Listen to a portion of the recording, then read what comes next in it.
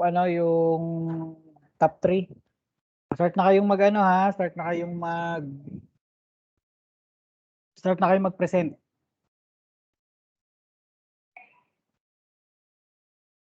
O bukas cam yung tatlo. Salita ako mag-off cam. Para kayong tatlo ang ano.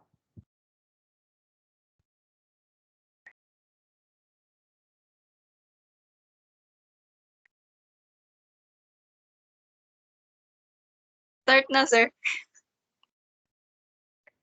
Oo, start na. So, Start ayun, na good natin ha. morning. Sige po. So, ayun, good morning sa inyo lahat. Kami yung group 1, tapos yung mga members is ako, si Eugene, tsaka si Ieee, sir. So, yung ipe-present namin is different cables used for local area network or yung LAN. Next slide po. So, ang first na cable natin is yung local area network or yung tinatawag natin na LAN. Ano ba yung LAN? So, LAN is a computer network that interconnects computers in a certain area, such as homes, universities, offices, commercial buildings, labs, and just about any place with a range of computers in a close vicinity. So, this LAN is used for connecting or linking computers po. Ito yung ginagamit natin na nakikita niyo sa mga, kunwari sa computer lab, para po magkakasama yung internet. So, dito may example ako. Wait lang. Mag-open cam ako. May example ako dito ng LAN ginagamit namin dito sa bahay. Kasi, dalawa yung PC namin dito, si ate. Tapos, yung isa is ginagamit naman ng bunso namin. So, dito, may LAN. Ayan. Nakikita ninyo. Ito yung tinatawag natin na LAN. Tapos, nakakonect siya dito sa may Wi-Fi namin. Dalawa yung LAN niya. So, the beginning of local area networks began in the 1970s with the increase in demand of high-speed interconnections of computers in universities and laboratories following the introduction of Ethernet, which is the first developed by Xerox in 1973 to 1974. So the first introduction of LAN for public use came with the installation of it in 1977 at the Chase Bank in New York City. So yung origin, ito yung pinaka-origin ng local area network. So yun nga, na-develop siya ng 1970s, tapos yung Cambridge ring, yun yung nag-develop sa Cambridge University ng starting na 1974. Tapos na-develop yung Ethernet na sa Xerox Park between 1973 to 1974. And the LAN cables are cables that interconnects independent devices like computers and network switches onto a router. Yun yung nakita nyo kanina doon sa may internet namin sa may modem. Yun yung example ng pag-connect ng LAN. So, or modern or DSL, which allows data transfer and internet for the devices, creating a local area network. So, yung mga ibang PC kasi, hindi siya pwedeng makakonect sa Wi-Fi na parang yung katulad ng cellphone natin, ganon. Parang Bluetooth, ganon. So, kailangan nyo ng LAN cable. So, LAN cables, yung example niya is copper twisted pair, also called as LAN, or Ethernet or networking cable. And the other two is coaxial cables and fiber optic cables na i-explain ni na Eugene at saka ni Isaac. Yun lang.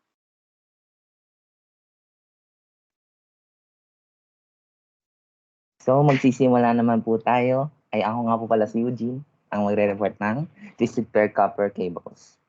Sisimulan po natin ang Twisted Pair Cable.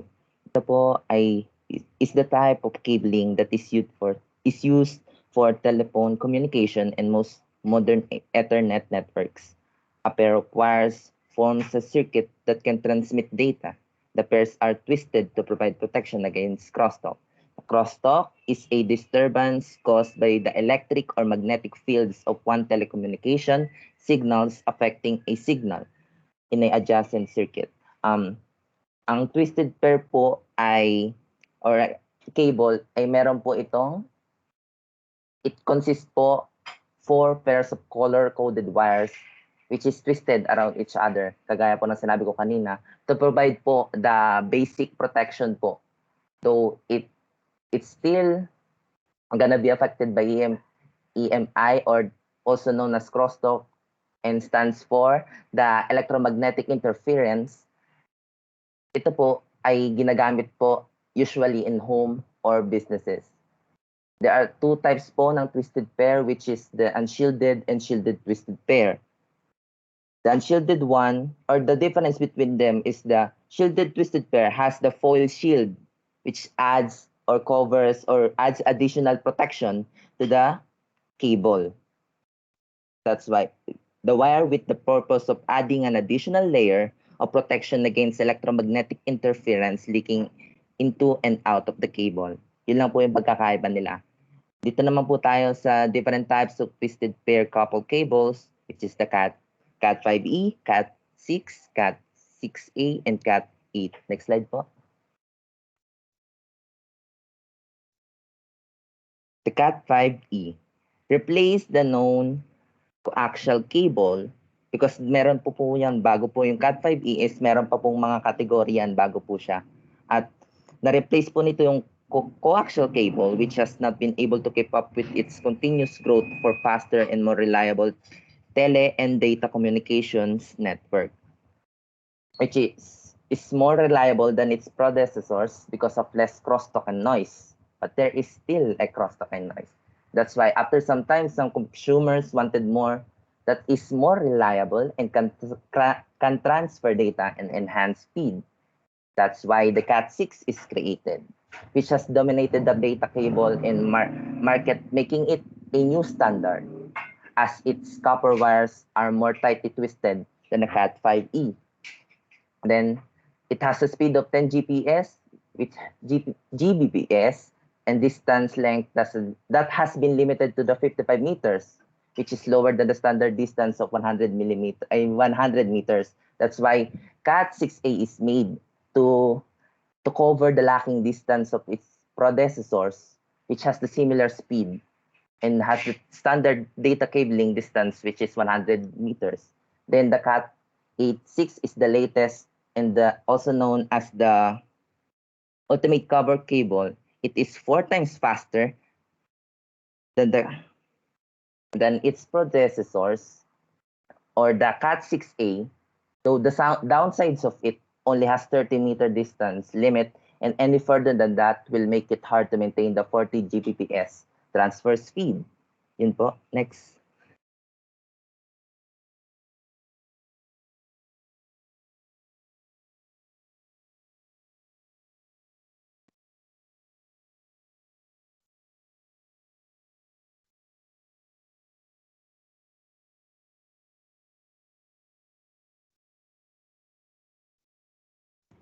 Hello po, good afternoon. So, ang akin naman po is yung coaxial cables. Bago po nagkaroon ng mga twisted pair copper cables, nagkaroon po muna siya ng coaxial cables. So, what is coaxial cables?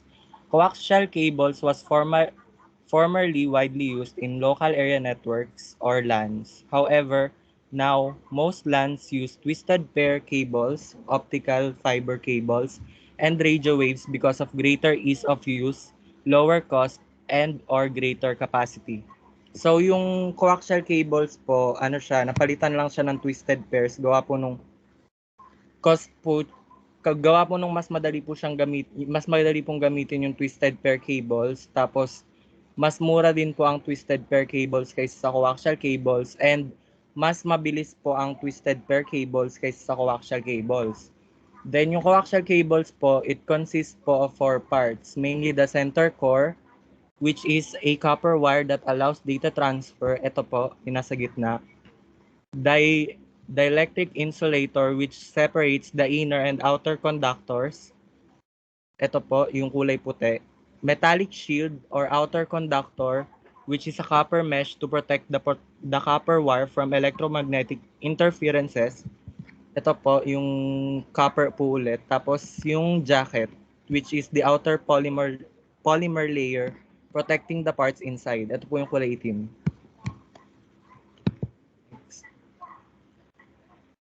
Then,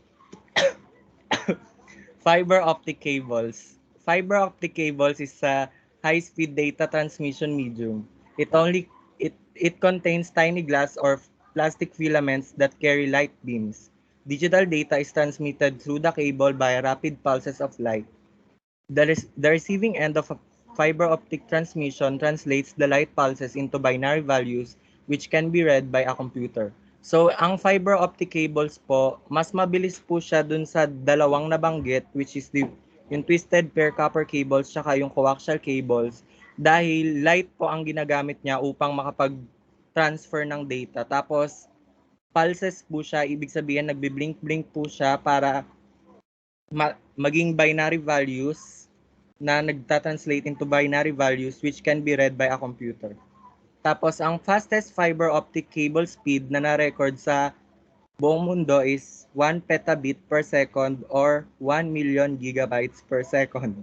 Recorded by the Japanese community NTT in 2012. So, sobrang bilis po nun. Imagine kung ganun po kabilis yung wifi niyo.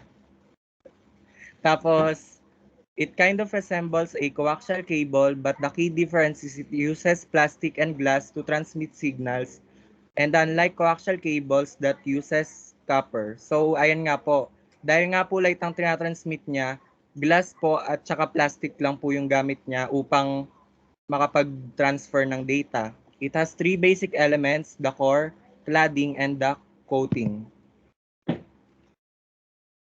So, ayan po, may tatlo pong basic parts yung fiber optic cables. Yung core po, this is the light transmission area of the fiber, either glass or plastic. The larger the core, the more light that will be transmitted into the fiber. So, ayan, yung core po, siya po yung pinakagitnang part, which is either made of glass or plastic. Tapos, siya po yung nag-transmit ng ilaw dun sa buong wire para makapag-transmit po tayo ng data. Cladding. The function of the cladding is to provide a lower refractive index at the core interface in order to cause reflection within the core so that light waves are transmitted through the fiber. So, ito naman po yung cladding. Parang sa coaxial cable rin po. Balikan po natin. Para lang po siyang dielectric insulator, pero ano po, ang purpose niya po ay para hindi po mag-bounce po yung ilaw sa loob pero hindi lumabas. Yun po. Tas yung coating, siya naman po yung multi-layers of plastic applied to preserve fiber strength, absorb shock, and provide extra fiber protection. So yung coating po, yan po mismo yung nasa labas na mismo, yung nakikita na po natin. Ito pong kulay dilaw. Next is fiber optic cables. So, bago po tayo pumunta sa mga types ng fiber optic cables, kailangan po muna nating intindihin kung ano po yung mga definitions na ito. So, plenum area is a space that is used to move air to workspaces for the purpose of ventilation or to form airflow for an air distribution system. So, yung plenum area po, yun po yung mga vents or mga nasa taas po ng building, or kung sa bahay po, sa kisame siya, dun po, pwede po siyang ilagay. Kung plenum rated yung cable, pwede po siyang ilagay doon para, kasi po fire resistant siya, tsaka hindi siya basta-basta nasunog or hindi siya naglalabas ng fumes na harmful. Tapos yung riser area po, yun po yung floor openings, tubes, or channels that run upwards over one or more floors. Riser cable is planned for use in upright shafts that run between floors. So yung riser area naman po, sila naman po yung cables na pwede mong ilagay from first floor to second floor. Bali po, pataas po siya, vertical. Tapos, vertical. General purpose area are all other areas that are not plenum or riser on the same space or floor. Yung general purpose area naman po, sila naman po yung nasa bahay mismo, yung mga ginagamit nating fiber optic cable, yung mga nasa yung ginagamit ng PLDT, ganon. Tapos, hindi po siya ganun katibay ng Plenum or riser rated cables dahil wala po siyang fire resistant properties. Tapos, may dalawa po tayong klase ng cables. Non-conductive cables contain nothing that can conduct electricity, so it will not accidentally energize or be energized even when closely associated with electrical conductors. Tapos yung conductive cables naman po, kabaliktaran, contain non-current carrying conductive members such as metallic strength members, metallic vapor barriers, and metallic armor or sheath. So, ayan po.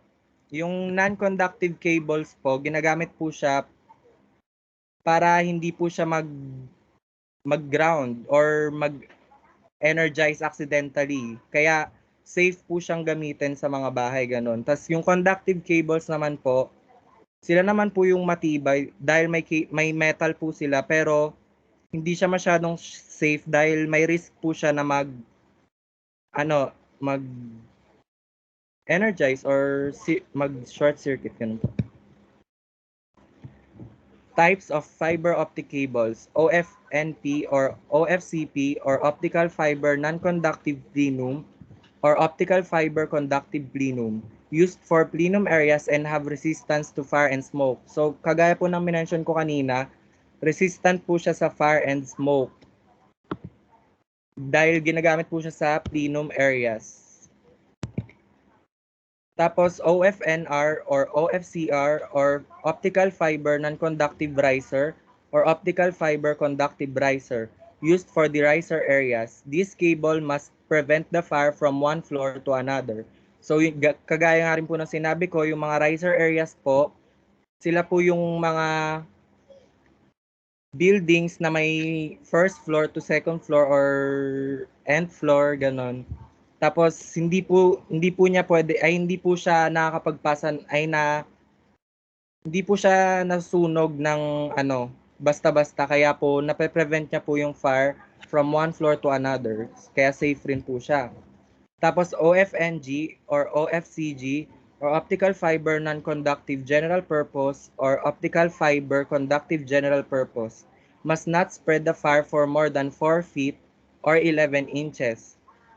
Yun po. Tapos yan pong pangatlo, yung OFNG or OFCG, ginagamit po siya sa loob ng bahay. And hindi rin po siya basta-basta nasusunog. Dahil hindi po siya basta-basta nasusunog pero hindi po siya plenum or riser rated.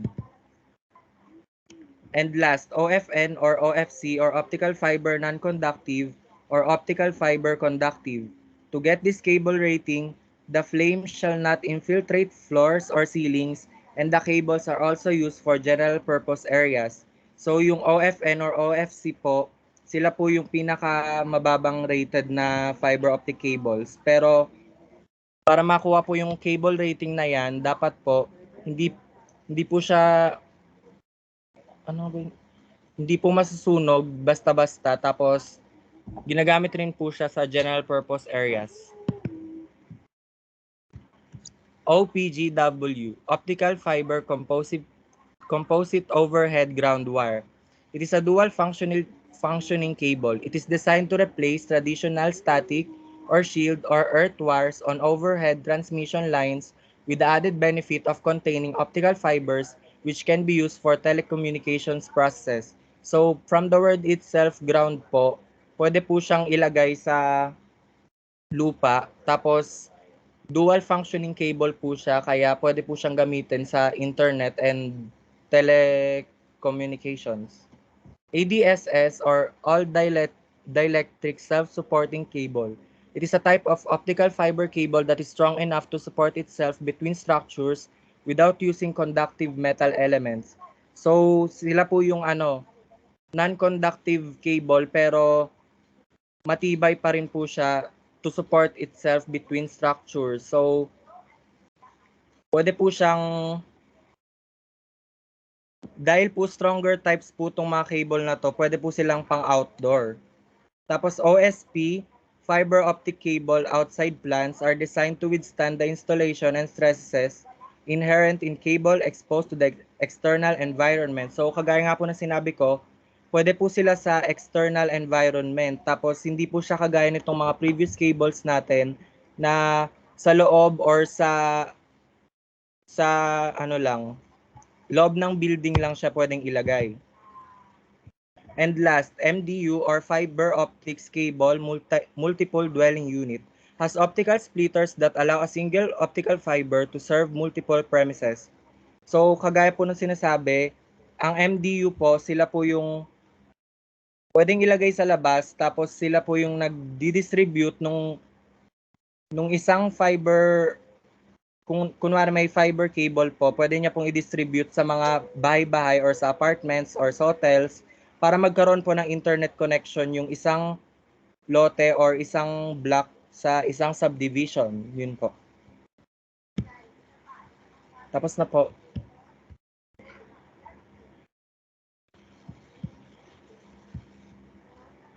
Okay, so guys, ano tayo ha? Next group. So para hindi kayo lugi, ano tayo, ruleta. Yan. I-share ko lang yung screen natin. So very informative yung nung top group natin ha. So linawin ko guys, yung group 2 hanggang group 7, gawin na lang natin group 1 to group 6. So kunwari, kayo yung group 7, magiging group 6 kayo. Kasi hindi na natin i-count yung tatlo sa dun sa grades yung sa sa grades tuloy. Hindi natin ipabanggitin isasama yung tatlo dun sa dun sa group numbers. Kasi informative sila gumawa. Tsaka yan ang top students natin, syempre, so ubra naman yung mga yan. Kita po yung screen ko, kita po. Hello guys, kita yung screen ko? Hello po. Yes Kita, po. sir. Kita. Okay, so ito Kita, na. sir. So, ano tayo?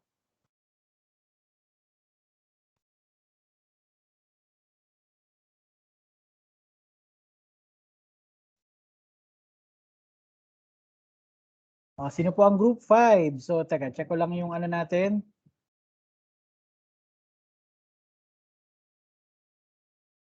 Group 6 si Recto. So, group 5 ay Gaerlan, Berino, Ivan, Logmao, Teves, and Gapas. Okay. So, ayan, group 5 eh. Ito.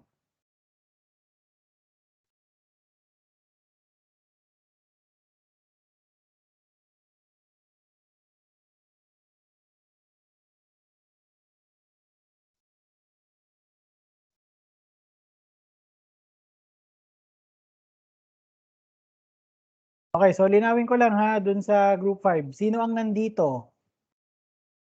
So linawin ko ha, group 5 ay Alte, nandito ka ba?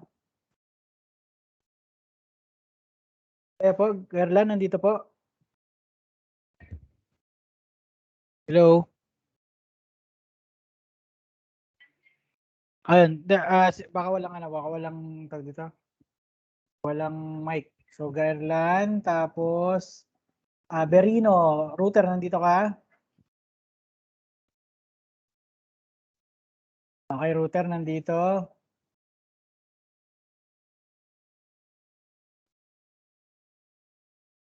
Tapos Ivan, nandito po. Ayun.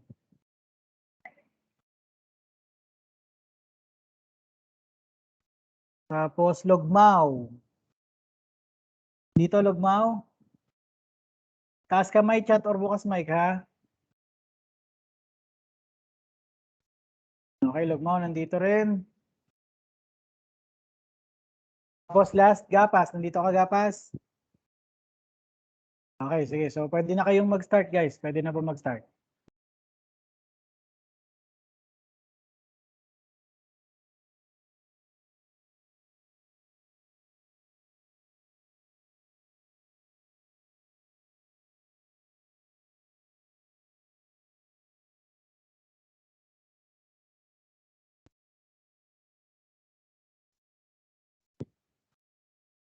Low.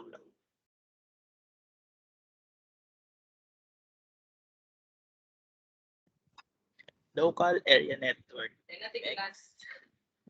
What is local area network? Local area network or LAN is a group of device that are linked together in a single physical location. Parang sa mga com shop. Madalas makita natin sa com shop yun yung mga wire doon para makapag-LAN sila. Para minsan pang laro din, pang mga gamit yun sa CS, yan. Pang connect. Tapos the history of LAN in the late 1960s, growing demand for use of computers in university research labs. Yun necessitated the provision of high-speed interconnection between computer system. Yun. So, ginamit din, mas tumaas ang demand ng LAN gawa ng, yun nga, mas mabilis i-connect yung mga computer. Hindi na kailangan isa-isa i-connect sa main PC ng school or university sa research labs. Wire na lang sila. Tapos, pwede din sila. A report of Lawrence Radiation Laboratory detailing the expansion of their octopus network in 19 provided a good indication of the situation. Next.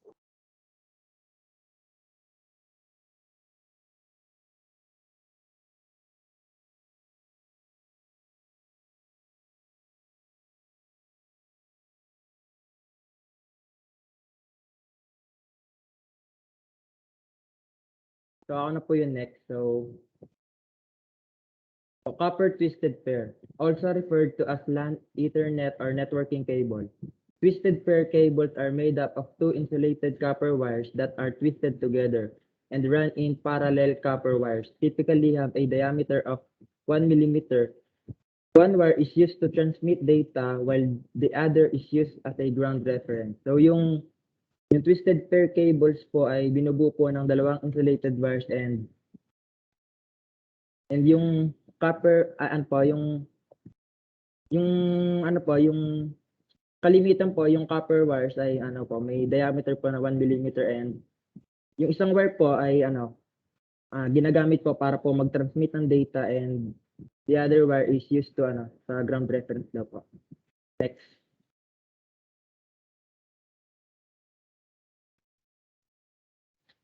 The category 5 cable or Cat5 is a twisted pair cable for computer networks. The category 5E specification or Cat5E has been in use since 2001. So yung Cat5E cable daw po ay ginamit daw po since 2001 and the cable standard provide performance of up to 100 megahertz and is suitable for most varieties of Ethernet over twisted pair. Up to 100 base T gigabit Ethernet.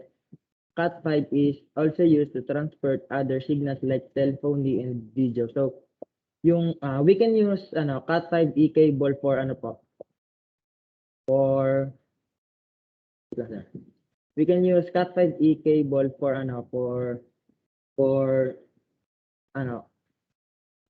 data, video, direct networking, ATM, token ring, and voice info. Next. Cat6 cable.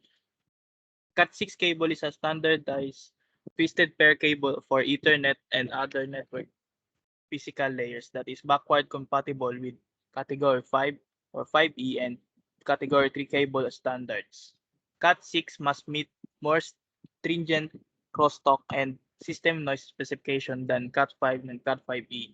Siya yung mas advanced na version ng Cat5. Mas mataas yung noise specifications niya kaysa sa Cat5 at Cat5e. Next. Yung mahangin guys. Cat6a, ito yung mas mahabang version ng Cat6. Also known as Cat6 category 6a. Patch leads or Cat6a cables is quickly becoming preferable cable than many structured cabling networks. Cat6a cable can transmit data up to 10 Gbps and is quickly becoming the cable infrastructure for choices for FOIP.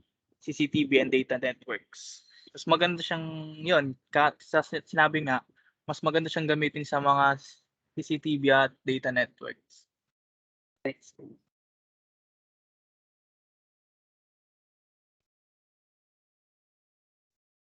Cat8 cable. Our category 8 cable. Category 8 cable is a type of Ethernet cable that is distinct from previous cables that it can operate at a frequency up to 2 GHz. It is restricted to a 30-meter to 2 connector channel. It is also necessity shielded cabling, and main thing to keep in mind that is it can support up speeds of 35 or 40 Gbps. Ito yung mga dalasang ginagamit sa mga company. Kasi yun. Coaxial cable. Coaxial cable is a type of transmission line that is used to transport high frequency electrical signals with minimal loss. It is used in phone trunk lines, broadband internet, networking cables, high-speed computer data buses, cable television signals, and connecting radio transmitters and receivers to their antennas. Ito yung mga ito yung kadalasan nating wire sa antenna natin. Kung di antenna pa rin kayo. Tapos, ano ba to? Ito din yung, yung gamit sa mga radyo para makakonect din sa antenna nila.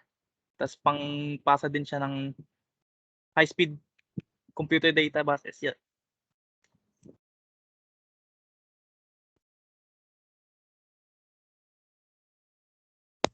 Fiber optic cable. A fiber optic cable, also known as optical fiber cable, is a cable assembly that is similar to an electrical cable but contains one or more optical fibers that carry light.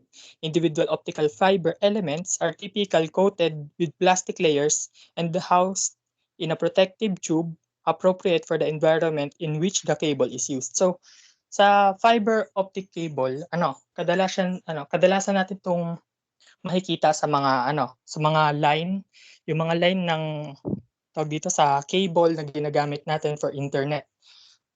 Tapos sa loob ng fiber optic cable, ang ginagamit nila is light transmission. Kaya naman mas ideal silang gamitin sa mga long distances. Kaya naman kumpara sa ibang cable, yung sa fiber optic cable, nakakapag-travel siya ng malalayong distance with minimal data loss dahil nga light yung ginagamit. Yung light pulses na yon, nag-i-emit siya ng energy tapos hindi nababawasan masyado yung data. Kaya naman mas ideal siya sa mga long distances na pag-travel. Tapos marami siyang iba't ibang klaseng types. Yung isa dito is yung plenum type, yung riser type, tapos yung general purpose type.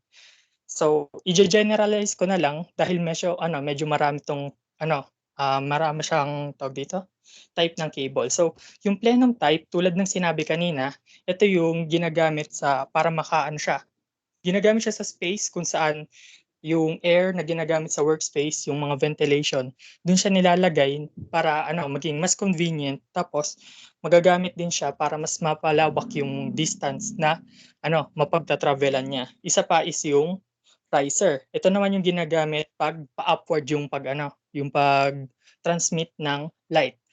Dahil nilalagay siya sa mga floor openings, tubes, channels that run upward over one or more floors. Kaya mas ideal siya sa mga building types or sa business type na matatagpuan sa mga higher floors. Tapos yung general purpose area or type, all other type that are not plenum or riser on the same space or floor. So ito yung mga nasa flat area, tulad nga ng nasa pangalan niya, general use. So ginagamit siya halos pangkalahatan, lagi natin siya makikita halos dahil karamihan ng mga gumagamit nito is yung mga low area or flat areas. Tapos, bawat type, meron din siyang kanya-kanyang, tawag dito, conductive or non-conductive type. Dito, ang pagkakaiba nila, non-conductive cables contain nothing that can conduct electricity, so will not accidentally energize or be energized even closely associated with electrical conductors. So sa non-conductive type ng optical fiber, pwede siyang ilagay kahit na medyo malapit siya sa electrical current, hindi siya masyadong maapektuhan nito dahil non-conductive type yung ginamit na layer sa kanya na coating, kaya hindi siya madaling magka-conduct ng electricity. Tapos, ang conductive cable naman, ito contains non-current carrying conductive members such as metallic strength members, metallic vapor barriers, and metallic armor or sheath. So, itong conductive type naman, kailangan medyo ilayo siya sa electrical wirings dahil maaari siyang maapektuhan nito dahil nagko-contain siya ng metal coating na pwedeng maging conductor ng electricity na pwedeng pagsimulan ng pagkasira ng cable. Fire rating level. So there are 4 levels of fire resistances for fiber cables. Doon papasok yung divisions na conductive and non-conductive. So yung plenum type, yung riser type, tsaka general purpose type, lahat ng yun may kanya-kanyang fire resistance. Pero nagtatalo-talo pa rin sila sa non-conductive or yung conductive type niya. Kaya naman, yung mga mas fire resistant, yun yung non-conductive, mas ginagamit sila, mas ideal sila pag merong mga electrical wirings na malapit dahil hindi sila madadamage nito. Pero kung wala naman masyado sa area, pwede nating gamitin yung conductive part. Yun po yung sa fiber optic cable natin.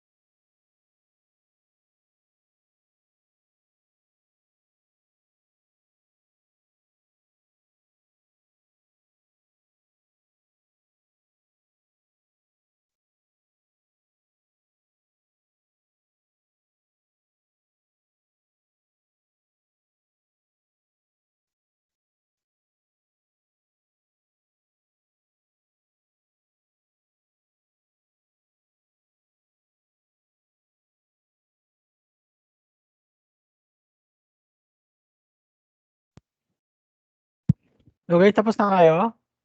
Ivan, tapos na?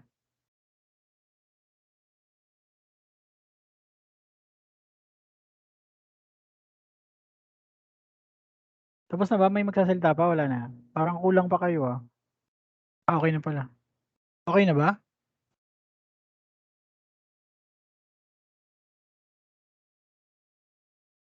Parang gitna pa lang kayo ah. Okay na po sir, generalize ko lang po, hindi na lang po na-move yung slide, pero Okay. generalize ko na po yung papaliwanag sir. Paano ibang ka-group nyo? Hindi nagsalita yung iba. O kayo lang may grade ah. So Ivan, Garibay, kasi sino pa yung, kasi si Altea walang mic eh.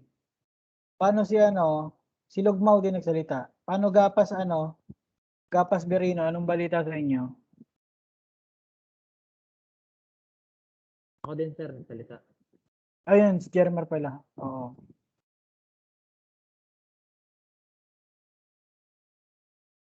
Siya yung nag-start eh. So Berino Gapas ha, sige, note na lang natin. Teka lang.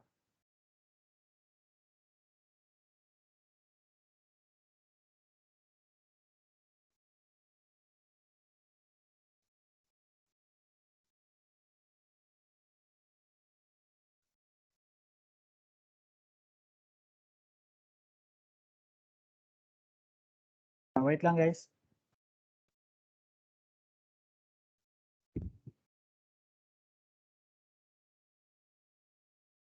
So next group po. Ano guys, teka. Ano na lang eh, 4 minutes na lang break na eh. Kasi mag-45 minutes na. So, balik tayong lahat ng 2:30 para dun sa next group. Okay? Okay guys, balik tayo ng 2:30.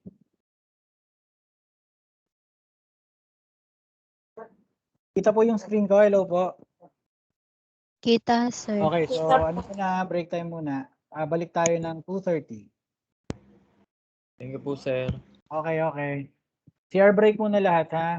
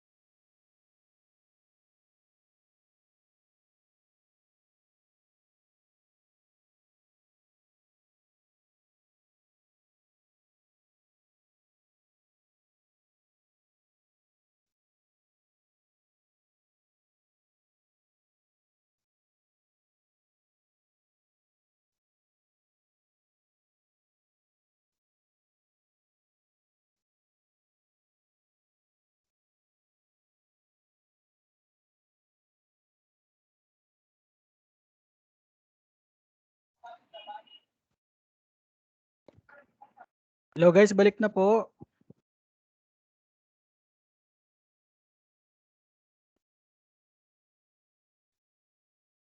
Hello guys, balik na po.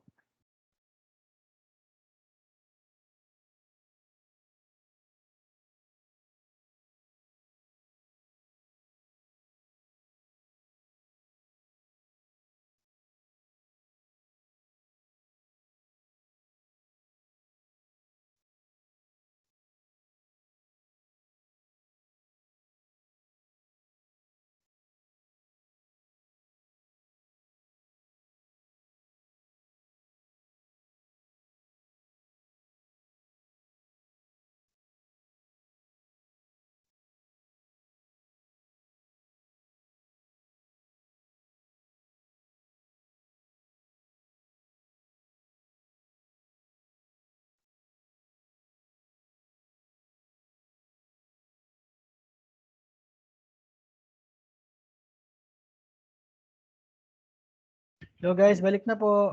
Okay na ba kayo? Hello, hello. Hello, sir. Okay, so okay na. So ano na tayo? Next, ano na tayo? Next group.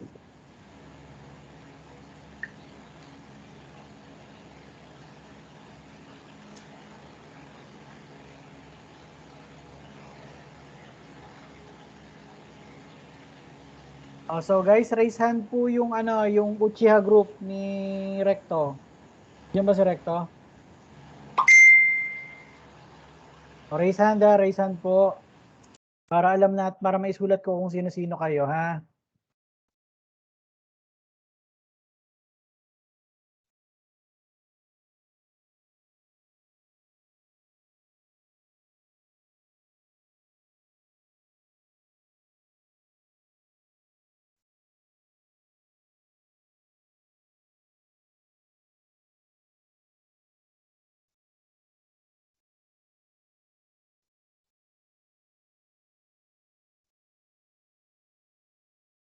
Okay, so pwede na mag-start guys. Pwede na po mag-start.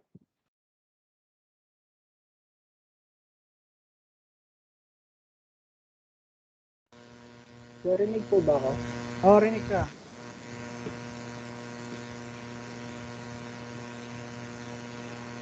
Patay ng electric fan mo, ano, Sasuke. Patay mo electric fan mo.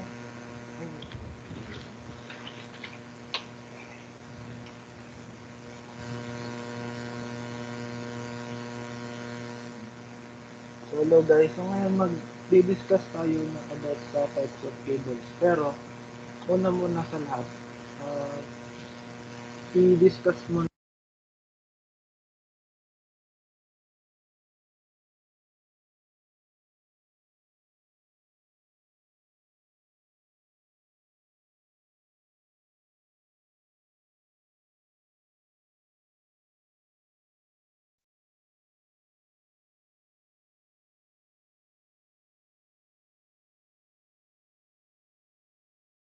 Naka-mute ka, ano? Nalagout ba si ano? Bukas ka ng PowerPoint, tas ano ka? Recto.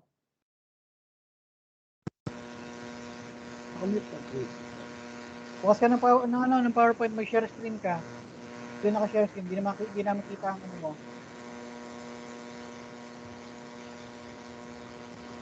Nakita na sir? Oo, kita na. Nag-mute ka po eh, kita. So ayan, so ngayon guys, mag-usap tayo ng about sa kinds ng cables. So una muna, syempre, pag-usapan muna natin yung dalawang klase ng areas. Kung ano nga ba yung dalawang areas na yun. So ang una is yung network. So yung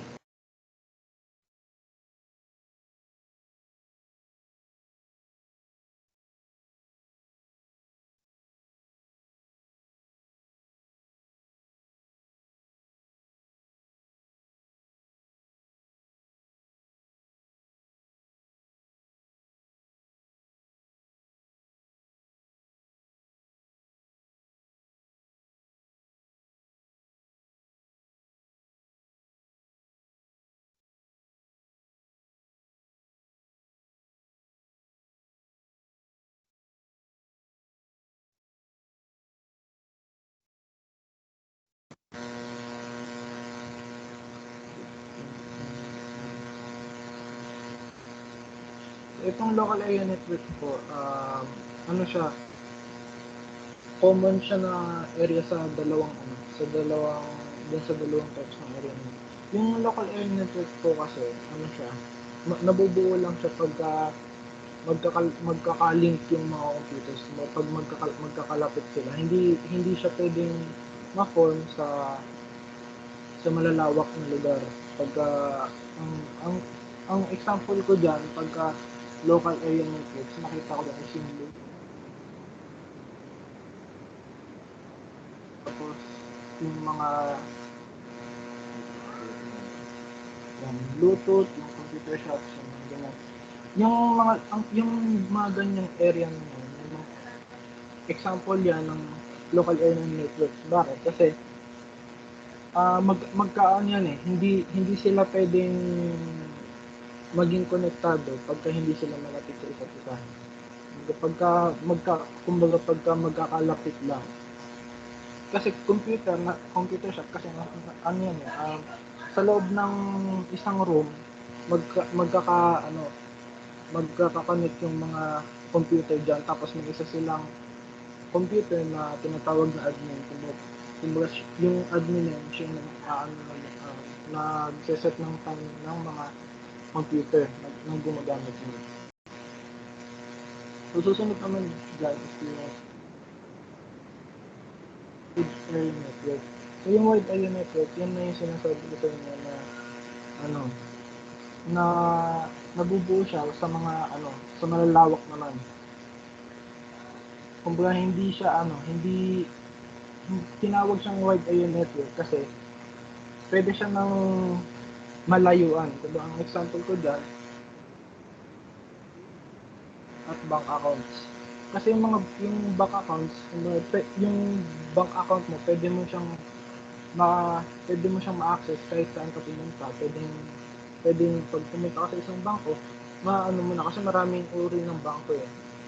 Tapos malayo din sila sa isa't isa, ganun. Tapos kaya din Facebook kasi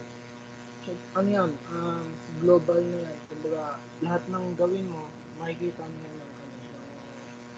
ng mga ibang bansa or ng mga ibang friends na malalayo sa'yo. So yun na napag-aralan natin yung dalawang area, yung dalawang types ng area.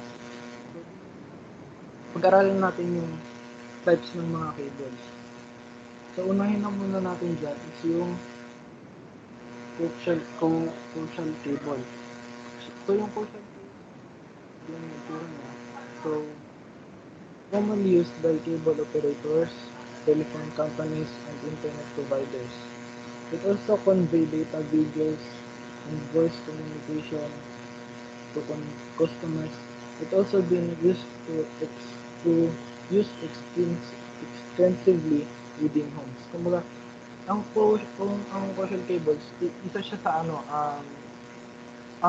sa nakikita ko, ang coaxial cable kasi common siyang ginagamit sa mga cables, most commonly kasi lagi ko siyang nakikita yan.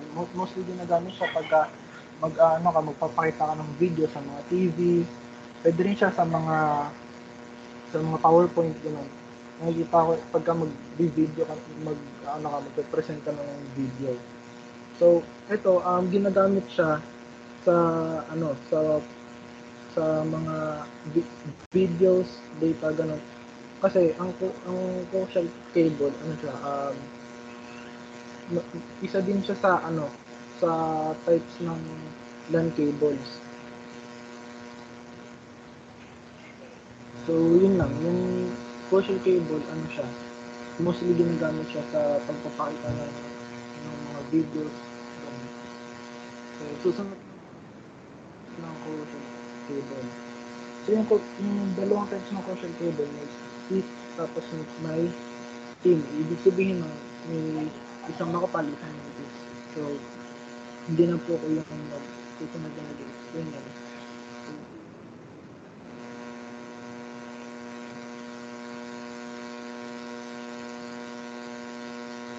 Yo, ako naman po.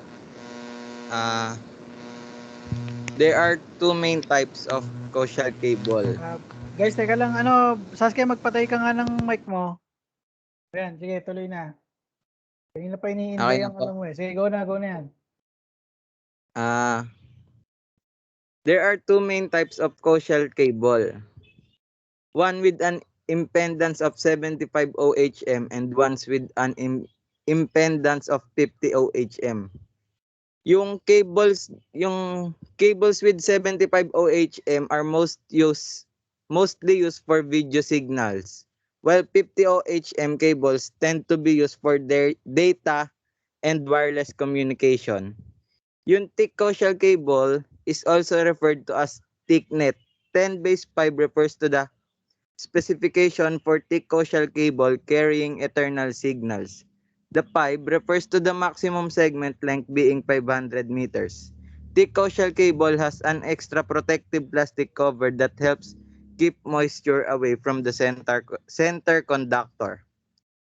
Sa T-net naman po, T-net is the thin coaxial cabling used for 10 base to installation of Ethernet networking. T-net cabling is RG58 coaxial cabling that is 3/16 inch in diameter and has an impedance of 50 ohms. T-net uses BNC connectors to connect cable segments, computer, and concentrators hubs. Yun lang po.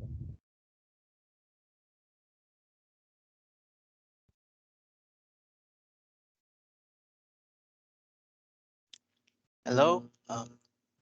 Okay, so ang twisted pair copper cable. Twisted pair ay isang technology used in almost every electronic device. It is especially important for audio, video, and network cables.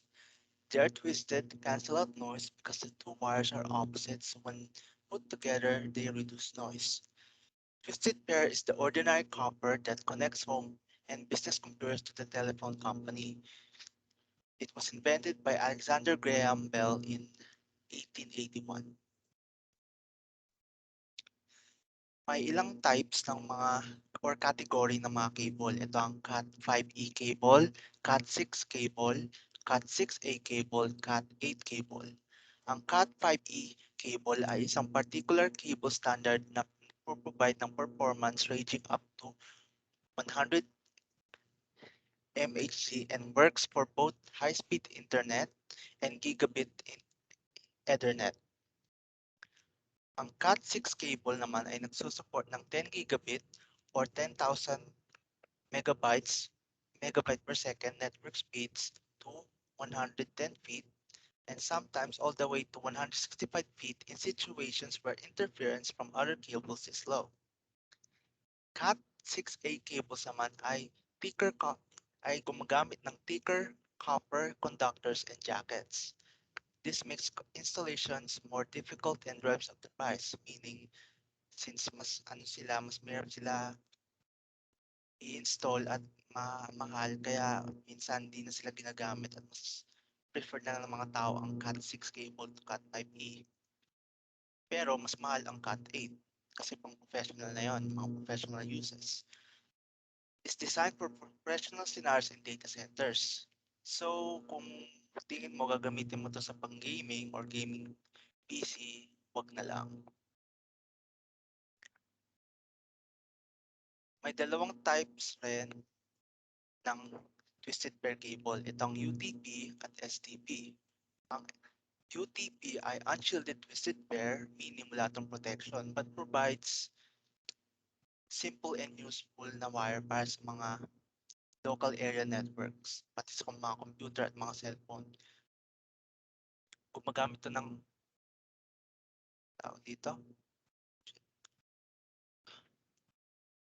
Ang inaano nito ay RJ45 connector, meaning ay registered jack. Ang registered jack 45 connector is a standardized interface which often connects a computer to a local area network. So, kailangan ng RJ45 connector para sa UTP. Ang isa naman ay ang shielded twisted pair. Is a twisted pair cable with additional shielding to reduce variance of electromagnetic interface, or EMI, used when there is heavy electrical equipment use and large number of electrical cables which can cause electromagnetic interface. Yun lamang po.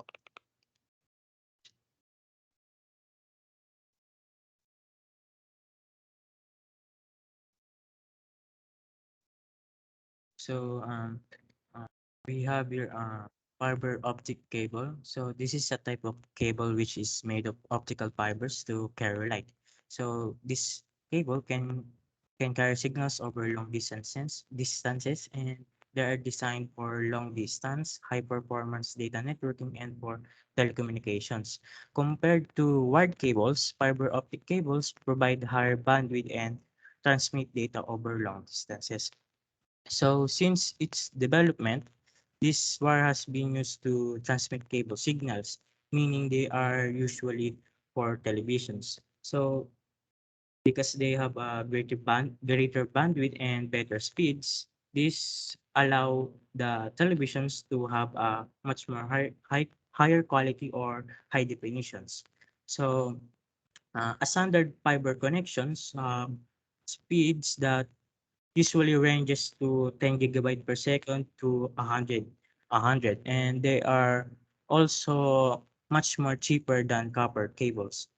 And then 10 base F refers to the specification for fiber optical cable. Meaning, so what is 10 base F? So 10 base F is a type of standard for implementing Ethernet network. So it means for the internet. So 10 base F is different from others 10 Mbps Ethernet technologies because it uses fiber optic cabling instead of UTP, which is copper unshielded twisted pair cabling. So 10 base F is based on the A8023 specifications of Project 802. So they are made by the IEE, or the Institute of Electrical and Electronic Engineers. So how do 10 base work? So 10 base F is similar to 10 base T. So meaning in that each station is wired into a fiber optic hub in a star topology to form the network. Meaning the maximum length of any segment of 10 base F optic cabling is only 2 kilometers. So there are actually um, three standard is just describing different media of 10 base F. So the first one is 10 base FP. So this defines that how the synchronous data transmissions occurs over the fiber optic cabling. Using 10 base FB segments, you can cascade or link synchronous fiber optic hubs in configurations that are longer than traditional 10 base T Ethernet networks and contain up to 120 per stations. So this standard is more expensive and is not as widely implemented as the 10 base FL. So 10 base FL. So 10 base FL defines the characteristics of the fiber optic link between the nodes and the hub of concentrator. So 10 base FL replaces the older standard for fiber optic link segments. So fiber optic inter-repair link, or FOIRL segments, which was developed in the 1980s. So 10 base FL is the most commonly implemented version of 10 base F. So lastly, we have our 10 base FP. So meaning this is the implementation of a star topology that does not use repeaters. So 10 base FP stands for fiber passive. So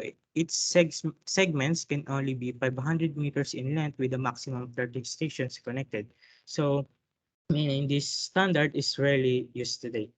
And yun po.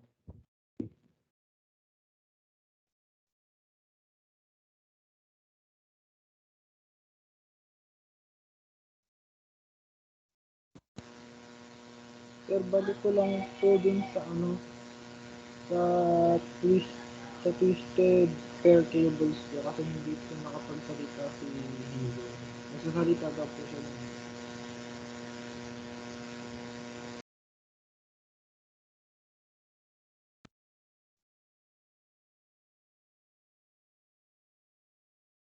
So yun po, dagdag ko na lang po sa unshielded twisted pair cable at shielded twisted pair cable.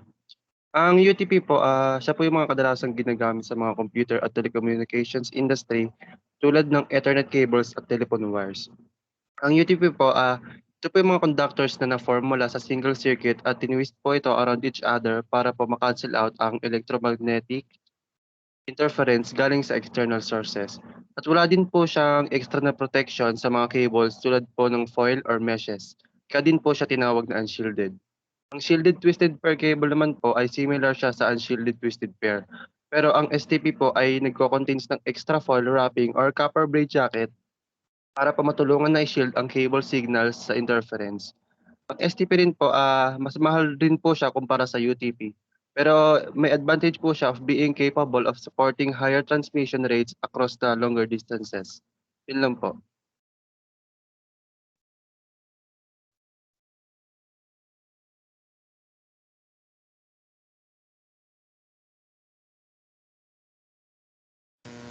So yun, balik tayo dun sa kinds ng fiber cables.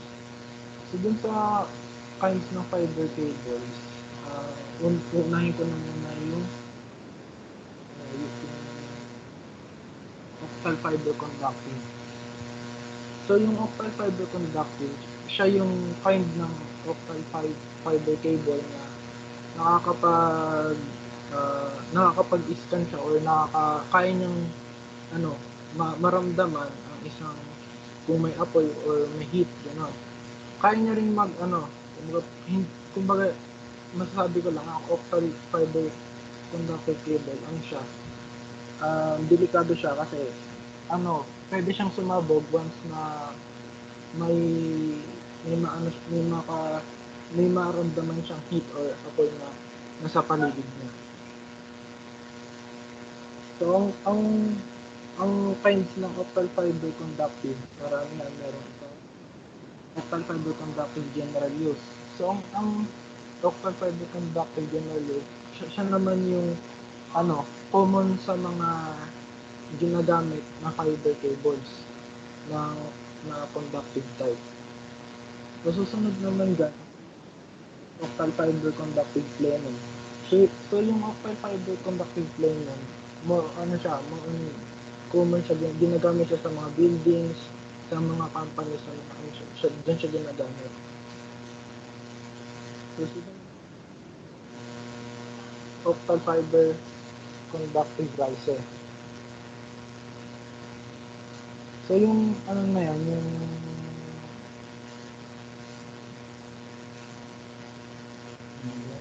So yung optical fiber conductive riser, siya?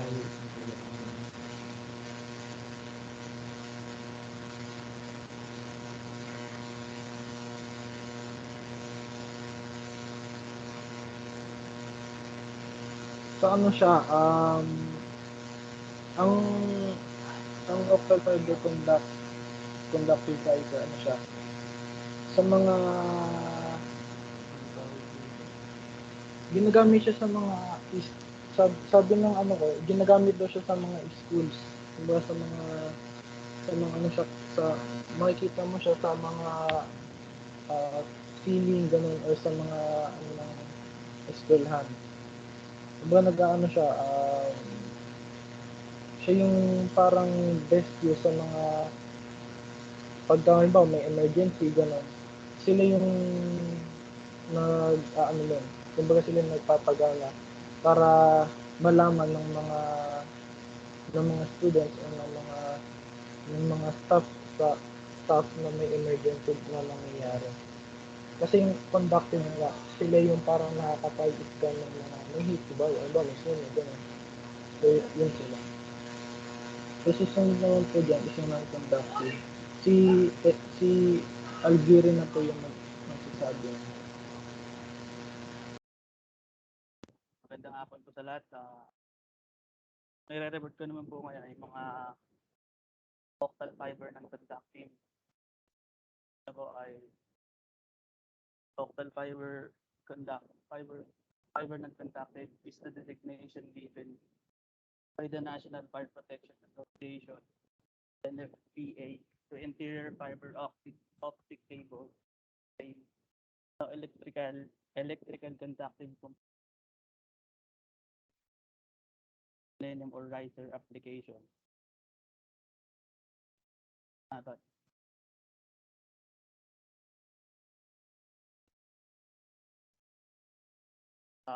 next one is optical fiber non-conductive general use. They are usually used for horizontal wiring or single layer applications. OFNG cables cannot be used for plenums or tighter areas.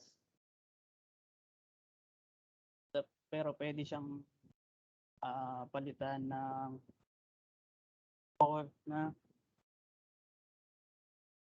OFNP and OFNR cables.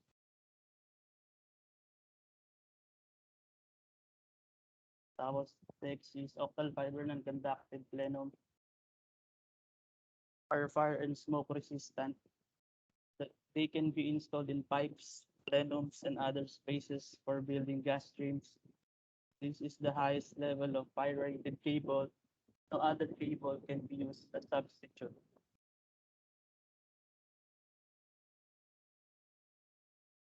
Tapos last is octal fiber non-conductive riser are used in riser areas which are building vertical shafts or runs from one floor to another floor. OFNR fiber cables cannot be installed in the ventilation area because they do not have the fire and smoke ratings required by plenum rated cables. Pero pwede rin po siyang palitan ng OFNP plenum cables. Yun lang po.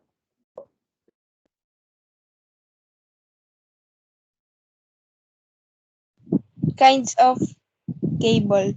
Straight through cable. Straight through cable is a type of twisted pair cable that is used in local area network to connect a computer to a network hub such as router. This type of cable is also known as patch cable.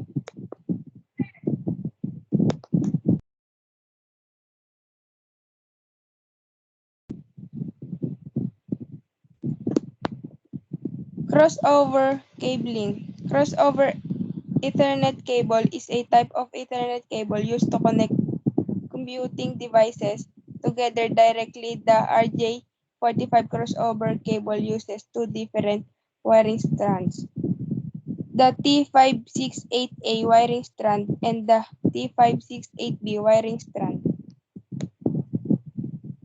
T568A and T568B differ solely in the orange and green pairings are switched because it is backward compatible with both one pair and two pair USOC wiring schemes.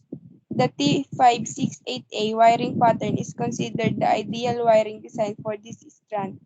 The T56B standard was the most extensively used wiring scheme and it corresponds to the older AT&T 258A color code. The ANSA TAI 568C standard also permits it.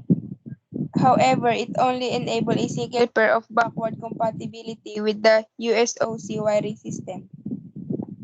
Yun lang po.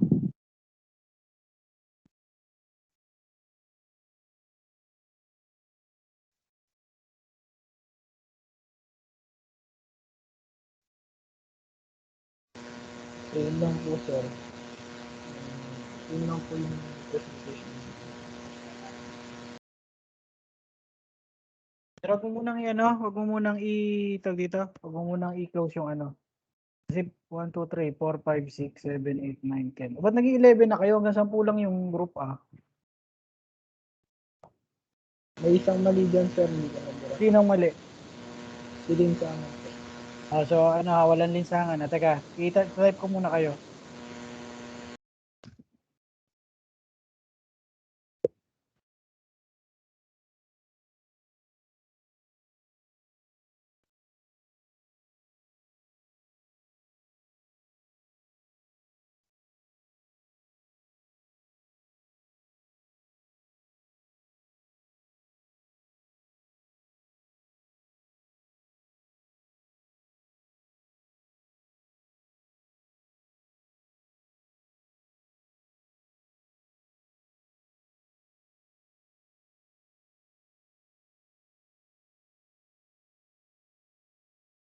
Sir, pwede na mag-ano?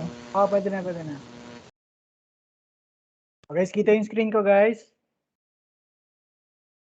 Kita po. Kita. Kita Okay, po. so tanggalin ko lang yung ano. Okay, so 4 na group na lang po.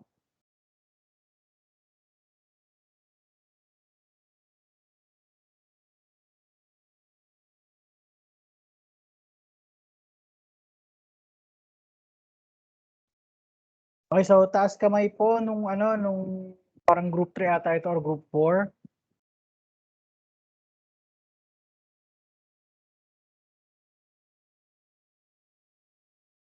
Lima lang kayo? Parang marami kayo ah. Wow, 6. 6 lang. Brillantes, 7.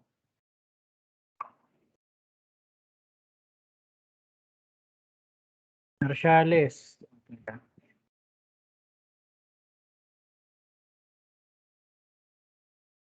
Ito lang. Hindi, okay. Pabor naman sa akin. Basta wala Sir, magsasalita. excuse me Sige, po. go. Si Nicole Borabo po, Hindi, absent absent po yun, siya. absent yun. Apo, Nagpaalam yun sa akin kanina. apo.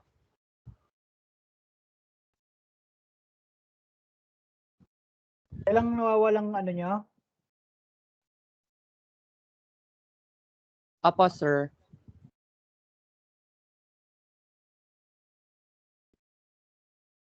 Okay, so start na po. Teka lang. Start na po. Sige pa, ano na, pa-raise down na nung hands niyo. Start na.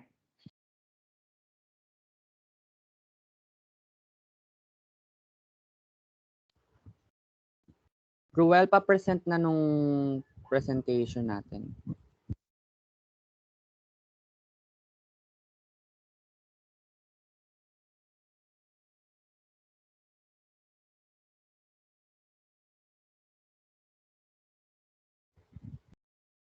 So, good morning to each and everyone, especially to Sir. And our group 4, will discuss the local area network. Next slide. So, a local area network is made up of a group of computers that are connected to establish a network in a certain area. TCP/IP, or Transmission Controls Protocol Internet Protocol, is a set of standardized rules that allow computer to communicate on another network such as the internet. So, Ethernet or Wi-Fi is used to connect the computer in a LAN. A LAN is usually restricted to a single enterprise, such as a school, an office, group, or maybe in church. Okay. A typical Wi-Fi LAN has one or more wireless access points to which devices in the coverage area can connect. The network traffic traveling to and from the linked devices is managed by these access points. Wireless broadband routers serve as the access points in our LANs at home, schools, and work. A typical Ethernet LAN consists of an Ethernet cable that which all machines are linked, such as at our school labs. For example, in SciTech, the computer lab, where a large number of computers are connected by a single Ethernet cable. True Ethernet and Wi-Fi are usually used in most home and office-based local area network because of both the low cost and speed requirements. You can also set up a LAN with fiber optics, which is more costly and provide better communication speed compared to Ethernet LAN or Wi-Fi LAN. Next slide.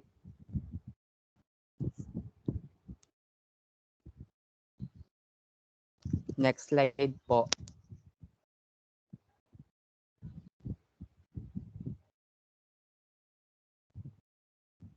Next slide po.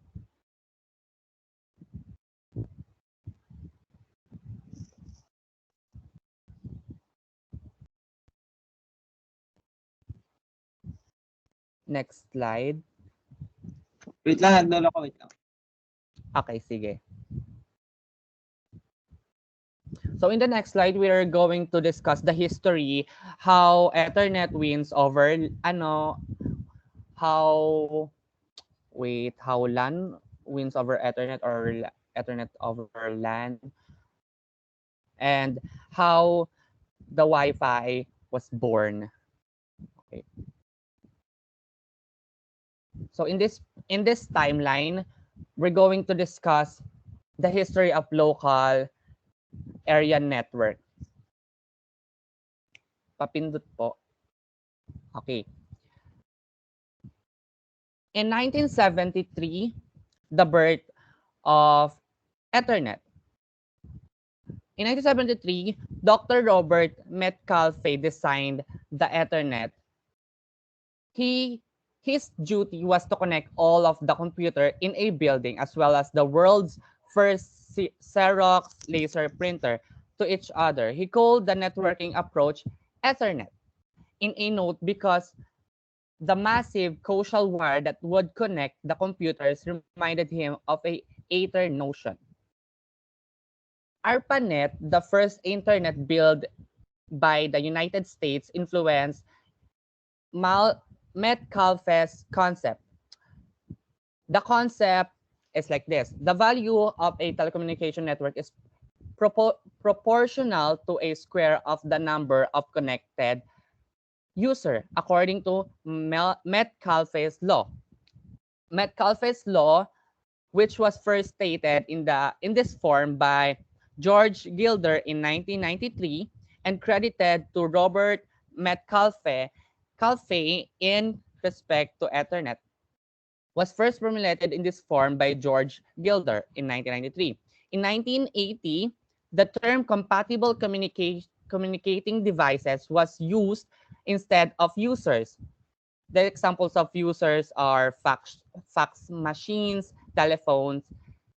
This rule only applied to individual and network after the globalization of the internet, as its initial goal was to describe Ethernet connection. Department of Defense as well as the University of Hawaii, AlohaNet, a packet switching wireless radio network for computers. Okay, in 1997, first commercial LAN, Data Corporation constructed the first commercial LAN at Chase Manhattan Bank in New York 4 years later. Data Point's LAN, unlike Metcalfe's Ethernet, utilized the Attached Resource Computer, ARC. While Ethernet used collision detection, ARC used a token passing method to avoid nodes transmitting at the same time. In other words, instead of relying on a random retransmission, the nodes took returns transmitting signals. Throughout the 1980s, other firms such as IBM adopted the token passing technique to compete with Ethernet for LAN supremacy. Next.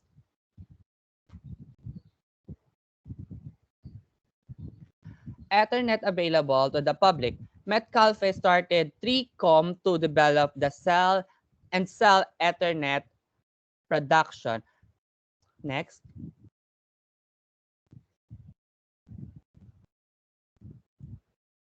In 1985, IEEE becomes the standard for all LAN. Ethernet became institution of electrical and electronic engineers, in short, IEEE, standards for LAN. Ethernet enables computer to communicate with each other and the printer by sending data packets over a coaxial wire.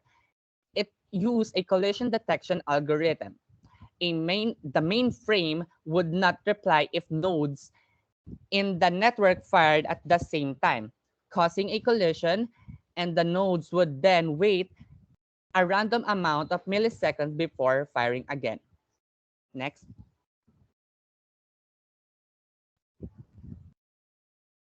In 1990, Ethernet wins over LAN. Ethernet had won the LAN battle in part of switching to a twisted pair cable, which will be discussed later, which reduced crosstalk and electromagnetic induction. In other words, Ethernet was faster. Ethernet is in charge Ethernet is in charge of data transmission via a local area network. Ethernet, in comparison to LAN technology, can readily cover bigger areas and is less susceptible to disturbance. Ethernet also offers a greater level of network control and security than other wired technologies. So when we say crosstalk, isa itong phenomena sa electronic kung saan ang signal na ipinadala sa isang circuit o channel ng isang transmission system ay nagdudulot ng hindi magandang epekto sa isa pang circuit or channel. Ang hindi angkop na capacitive, inductive, or conductive coupling mula sa isang circuit o channel patungo sa isa pa ay pinakakaraniwang sanhi ng crosstalk. Next.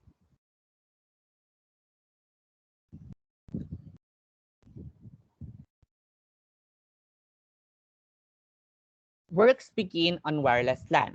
The IEEE started working on wireless LAN, which is based on AlohaNet prototype. The network used a random access protocol, which allowed a computer to transmit packets over a shared channel. As soon as they had information to send, AlohaNet was the first use of wireless communication for a data network. Its protocol is now widely used in nearly all forms of wireless communications. Next.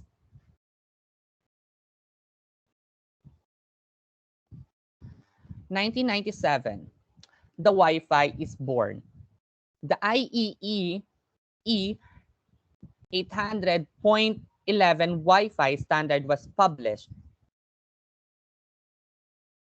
So, in this, the LAN and MAN Standard Committee of the Institute of Electrical and Electronic Engineers develop and maintains the standards.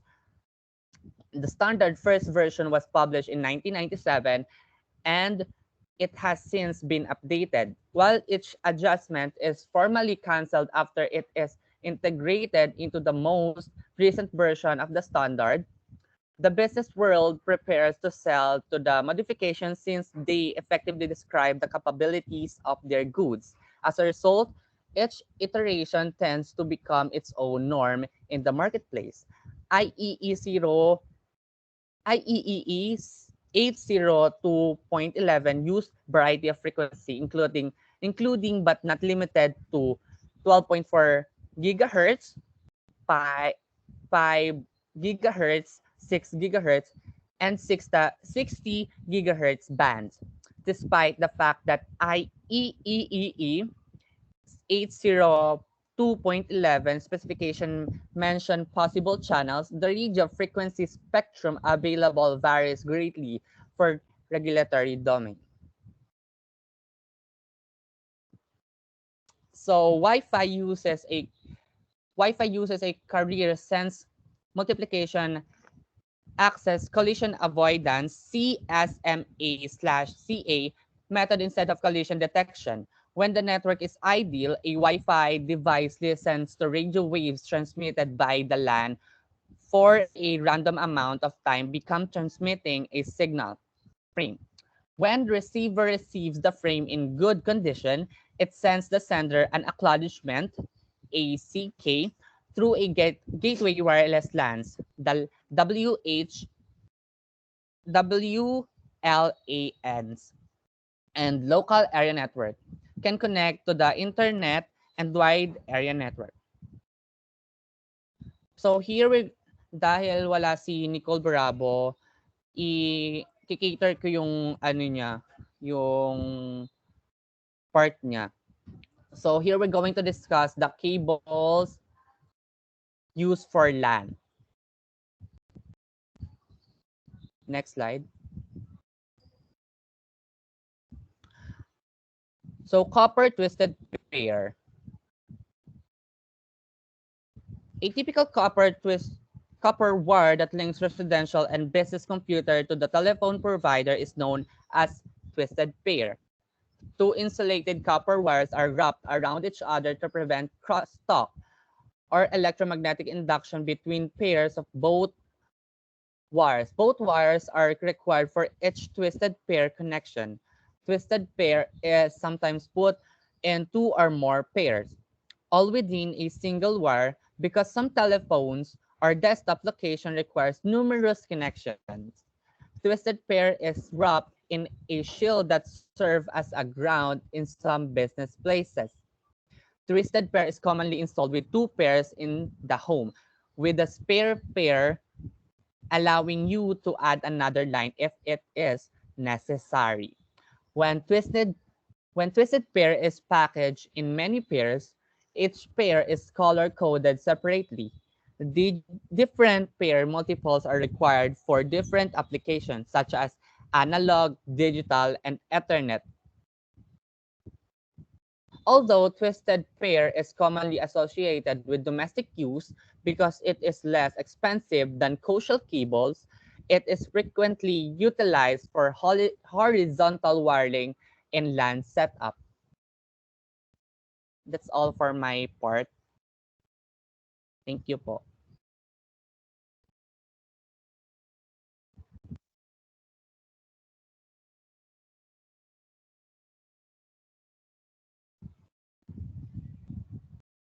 Meron pang ano, yung iba pa.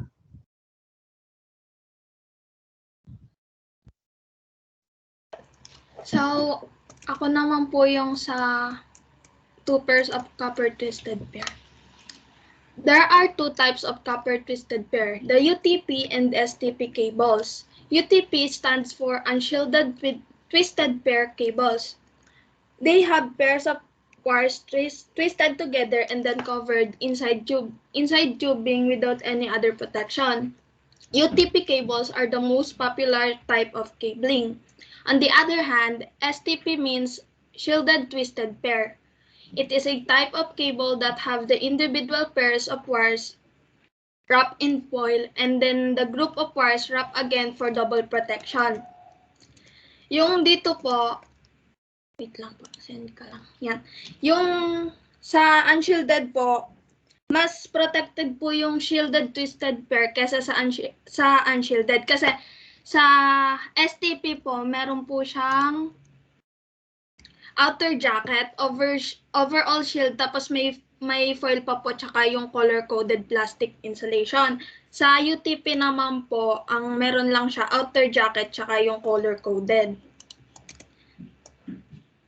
Tapos, ang advantages and disadvantages naman po nitong dalawa, UTP are considered to be the fastest copper-based medium available, less expensive than STP cables, smaller than STP cable, and easier to work with during installation.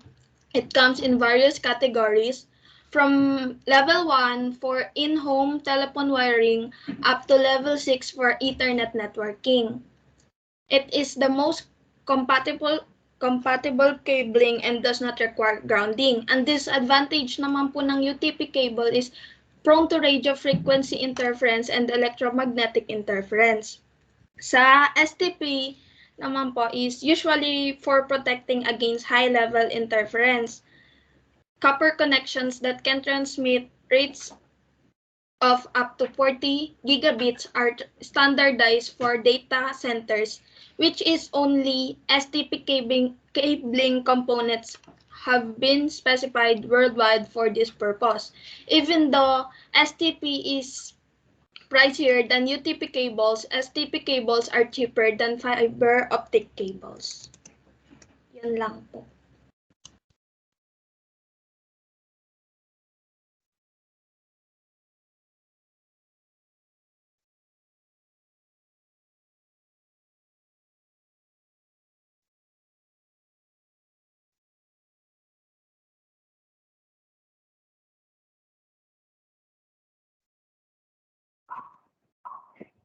Guys, tapos na kayo? Tristan, okay, meron ka pa bang next ano? May report ka pa, Tristan? Hello. Sir, meron pa po. Okay, sige, Si sige. ano po, si Malana po. Proceed.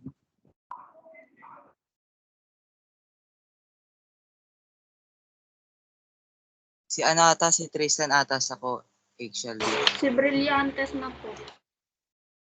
Si Brilliant pala, sir.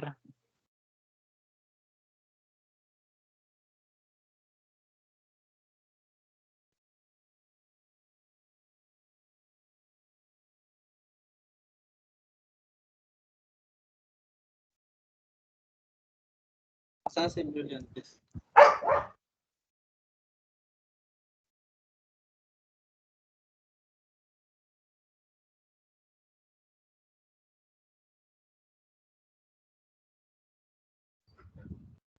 Lockdown na lang po muna natin siya. Next na lang po.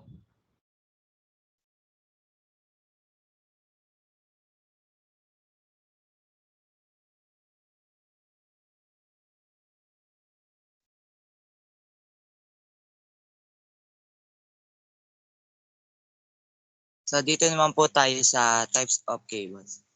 So first, hardline. These types of cables may be used in high-strength signal transmission. Some forms of the hardline make use of pressurized nitrogen as an inhibitors to make moisture intrusion as well as to prevent aging. So,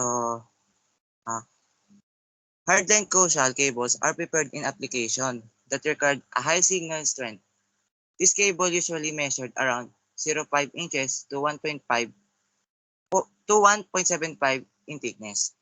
So, they have a center conductor made of materials tulad na lang ng silver, copper, aluminum, or steel.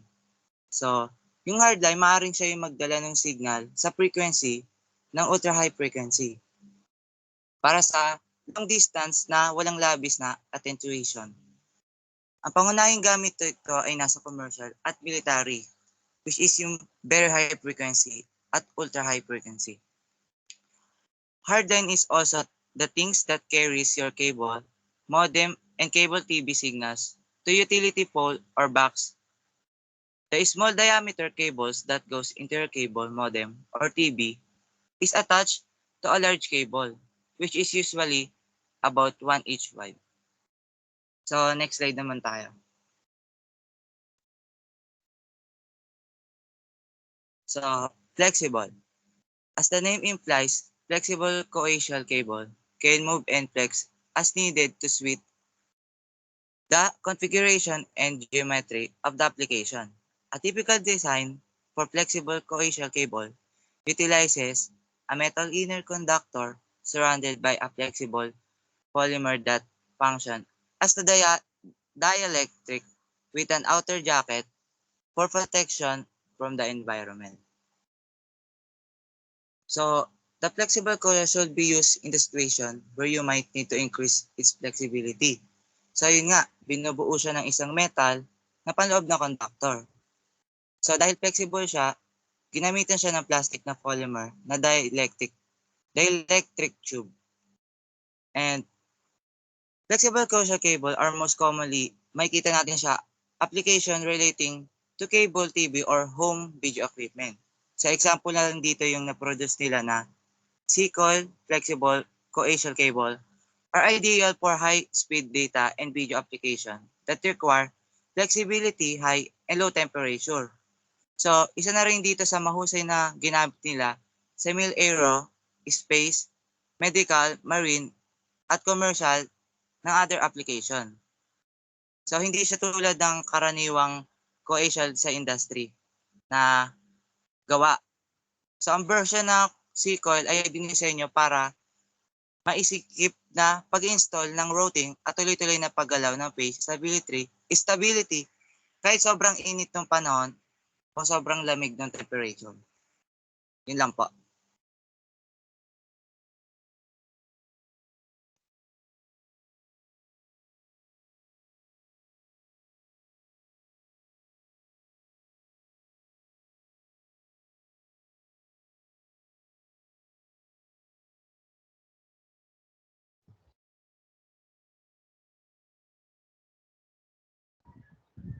Brillantes kaya? Tinig na ako. Yes, meron na. Rinig na. Well, pabalik dun sa part ni Brillantes. Thank you.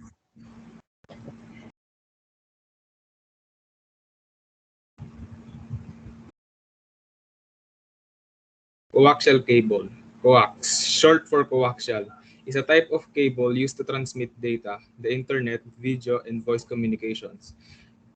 A coax cable made up of an aluminum and copper shield with an outer plastic jacket, with the dielectric insulator helping to minimize signal loss.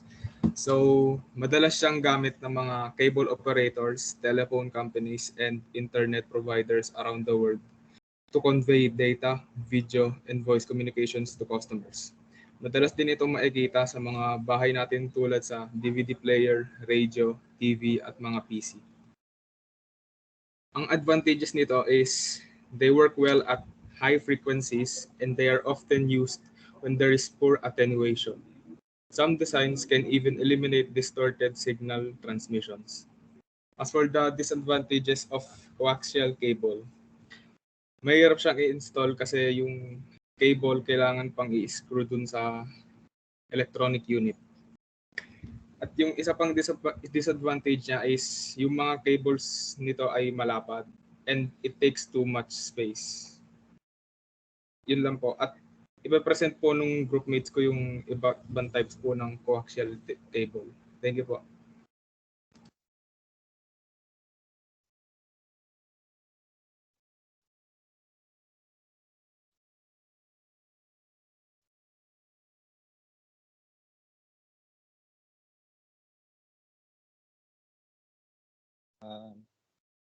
Semi-rigid.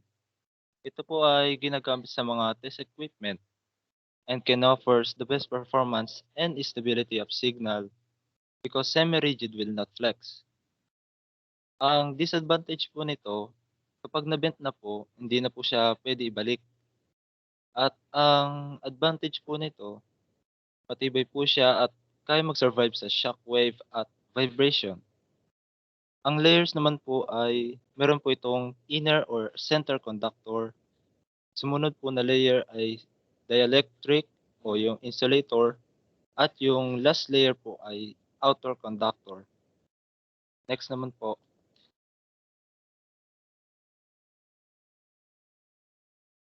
Formable. Ito po ay parang katulad lang din po ng semi-rigid pero mas flexible po ito. Pwede po itong i-bend gamit yung kamay. Di po katulad sa semi-rigid na kailangan po gumamit ng special tools. Ang advantage po nito, mas madali po siya gamitin at kapag na-bent na po, pwede pa rin po ito ibalik. Ang disadvantage nga lang po, ito po ay less stability kasi po flexible. Yan lang po.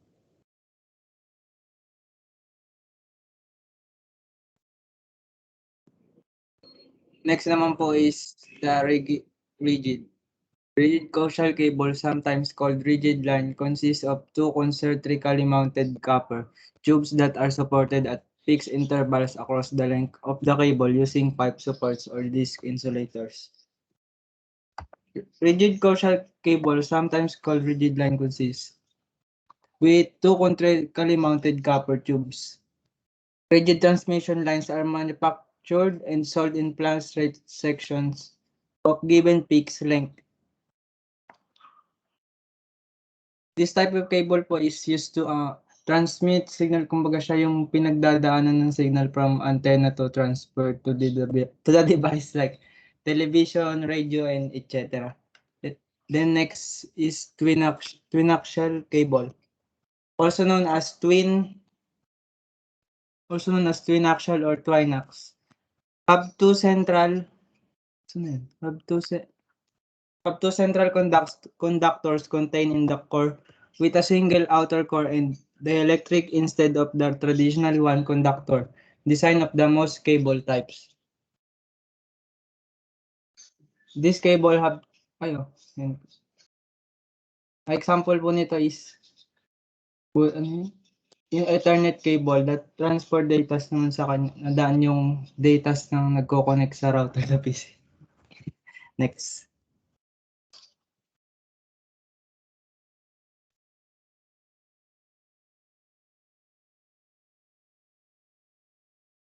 Ayan, rinig na po ako. Rinig na ba? Yes po. Ayan, triaxial cable. Dito naman tayo sa triaxial cable. Triaxial cable provides increased bandwidth. Pag sinabi po nating bandwidth, tinutukoy niya po yung gaano kabilis yung pag-transmit ng signal within the band.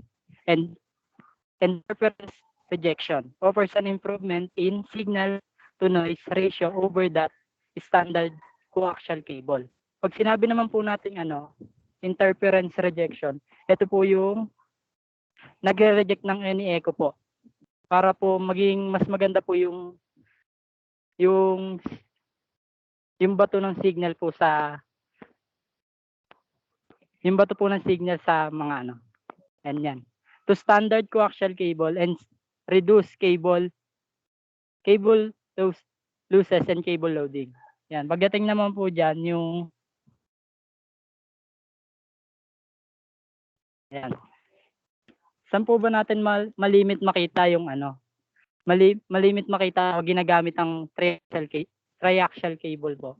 Ang triaxial cable po ay malimit po natin makikita sa television industry. Ang gamit po nito ay as a connecting cable between a camera and its camera control unit or CCU. And ano po ba yung pinagkaiba ng triaxial at twinaxial coaxial cable?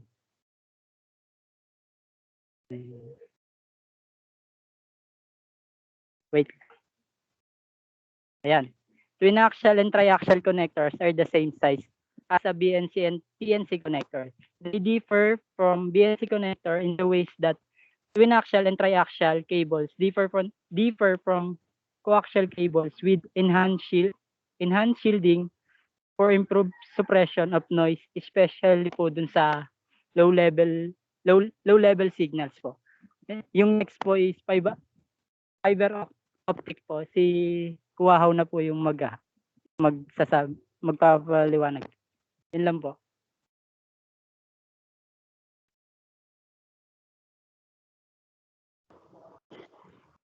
Tol, pa next.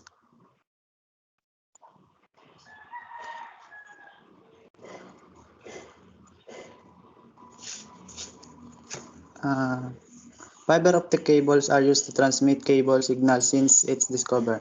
They are ideal for signals transmission for HD television because they have more bandwidth and have faster speeds and cheaper than other wired.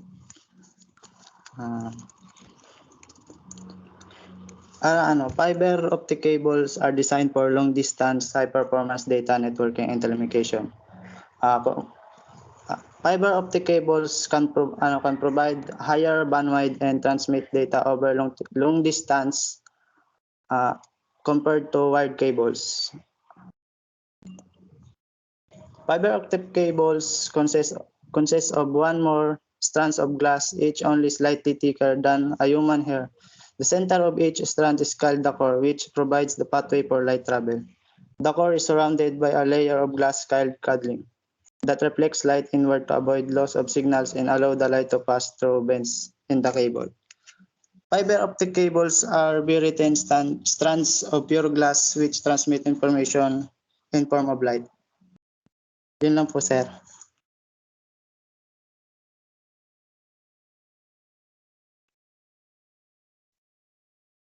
Okay guys, so balik po tayo ng 4 PM para dun sa dun sa next na dun sa next activity natin, dun sa next group.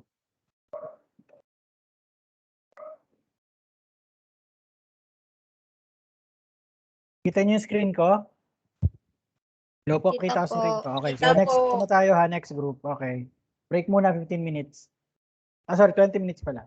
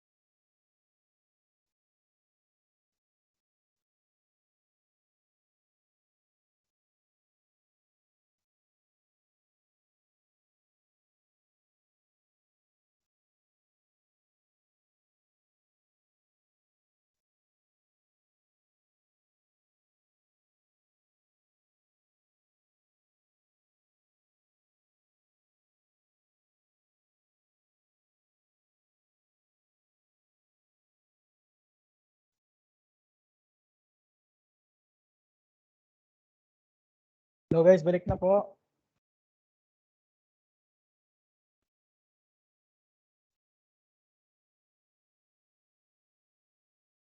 Hello guys, okay lang ba kayo? Hello? Hello po. Okay lang po, sir. Okay, so balik na tayo ha. Next group. Kita niyo ba yung screen ko? Kita po ang screen ko, guys? Kita po. Hindi po, sir.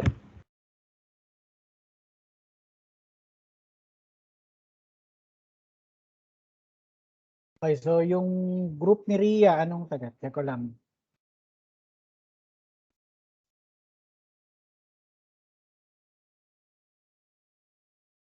Parang group 2 ito.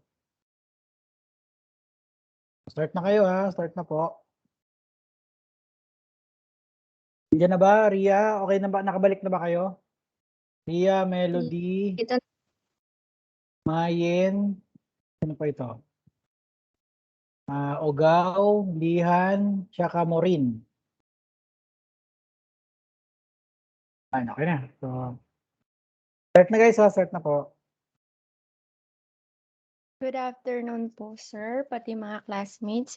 Si Denise po tsaka si Maureen, sila po yung nagtulungan po silang gumawa ng PT, absent po sila ngayon. So start na po tayo. Types of cables. Next. Twisted pair copper cable. It is a type of cabling that is used for telephone communication and most modern Ethernet networks. So ano nga ba yung Ethernet networks? Ano bang pinagkaibahan niya sa Wi-Fi? Yung Ethernet networks is a connection transmit data over a cable, while Wi-Fi transmit data via wireless signal. So the twisted pair copper cable is often used to help avoid certain kinds of signal interference. Twisted pair copper cable has two basic types, a UTP and STP. UTP, unshielded twisted pair cable, a common in Ethernet installation. So, the name itself, so wala siyang shield, kaya unshielded yung tawag niya. While yung STP is the shielded twisted pair cable. This is a twisted pair cabling with additional shielding to reduce crosstalk and other forms of electromagnetic interference. So ano nga ba yung crosstalks? So yung crosstalks is the unwanted transfer of signals between communication channels. And the electromagnetic interference naman is yung disruption of operation of an electric device. So next po tayo.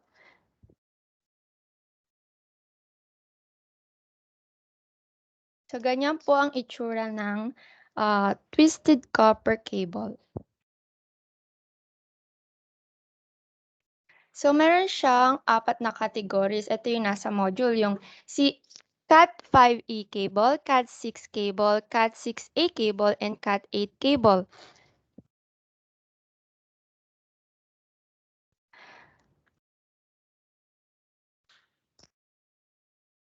Next po. Yung Category 5e cable, Category 5e cable is an enhanced version of Category 5 cable, which indicates a lower noise version where the potential for crosstalk is reduced. So, yung 5e cable, konti lang yung, hindi niya na nawawala lahat ng unwanted transfer of signals, pero nabawas-bawasan na siya. Tapos, yung use ng Cat 5e cable is to carry signals for telephones and videos. Next, Category 6 cable. Category 6 provides higher performance than Cat5e and features more stringent specification for crosstalk and system noise. So, etong cable na to, mas natatanggal niya na yung unwanted transfer of signals and system noise. Tsaka etong Cat6 cable, ginagamit siya mainly sa computer network reaching a GB 1000 Mbps or GPP 1 Gbps. Next po. Iba na po yan.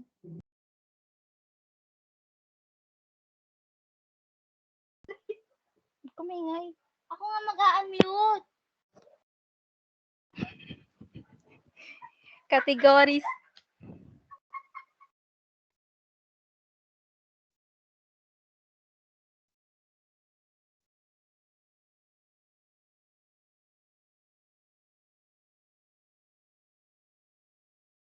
Category 6A cable. It is a high-speed type of Ethernet cable or patch cable, as they're also known. Ethernet is a protocol that describes how information travels through a cable. Ethernet cables are simpler wires that comply with Ethernet protocols. These cables are made of copper or optical fiber. Patch cables are simply Ethernet cables which have connectors at both ends. They are used as a commonly within various types of industries and workplace, including office and warehouse, requiring network. Next po. Category 8 cable. It is the optical successor to Cat 6A cabling. It is officially recognized by the IEEE and EIA. And parts and pieces are standards across manufacturers. IEEE, pronounced IEEE, stands for the Institute of Electrical and Electronics Engineers. And EIA stands for Electronic Industries Association as formulated by a joint project of the two organizations. CAT 8 provides the same 10 Gbps throughput as CAT 6 couplings. Next po.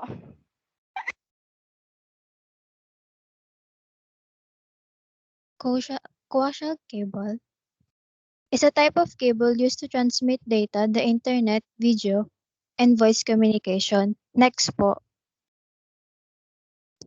Ang isang coaxial cable ay binubuo ng isang aluminum at copper shield na may outer plastic jacket, may dielectric insulator, at na tumutulong na mabawasan ang pagkawala ng signal. The shielded design of coaxial allows the copper core of the cable to carry data fast without interference or damage from internal sources. Next po.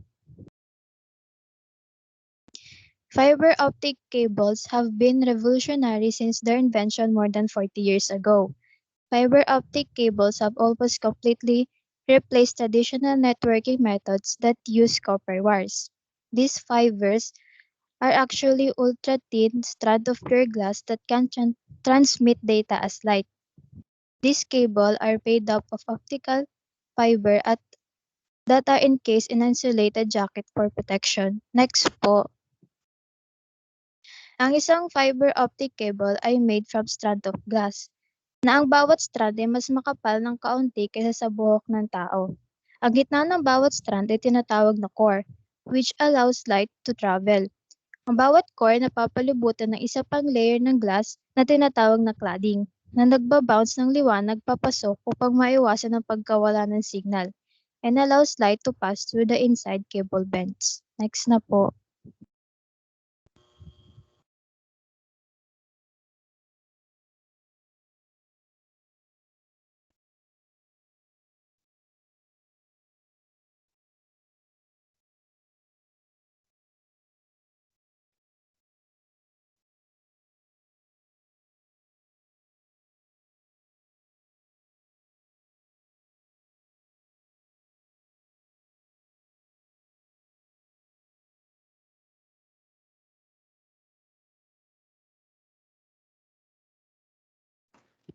OFC or Optical Fiber Conductive. OFC is the name of the internal fiber optic cable given by the National Fire Protection Association or NFPA. It contains at least one electrically conductive non-current carrying component. Ang optical fiber non-conductive ay isa siyang improved version ng optical fiber conductive na hindi siya nag-aalaw ng electric or heat na mag-travel. Ang optical fiber conductive general use ay ginagamit usually used for horizontal wiring, single wiring applications, single layer applications. It cannot be used for plenums or risers. So, ang optical fiber non-conductive general use ay hindi pwede gamitin sa mga plenums or risers dahil for general use lang siya tulad ng horizontal wiring. So, OFCP or optical fiber conductive plenum is a conductive cable for use in ducts, plenums, and other spaces used for environmental air. Contains non-carrying conductive members such as metal strength members and metallic vapor barriers. Ang optical fiber conductive plenum po ay isang conductive optical fiber na ginagamit sa mga lugar ng bahay na tinatawag na ventilation. So, ang OFNP or optical fiber non-conductive plenum ay isang non-conductive variant po ng optical fiber plenum. Same din po yung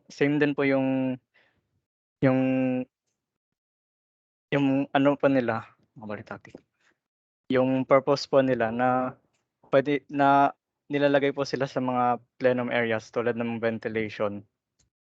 They are engineered to prevent fire from floor to floor in a building. Then next is the OFNR or the optical fiber non-conductive riser. They are used in vertical shafts or in runs between floors. Must have fire-resistant characteristics capable of preventing the spread of fire from floor to floor. So ang optical fiber non-conductive riser ay isang non-conductive optical fiber na ginagamit sa mga vertical spaces para gamitin para sa floor to floor. And next.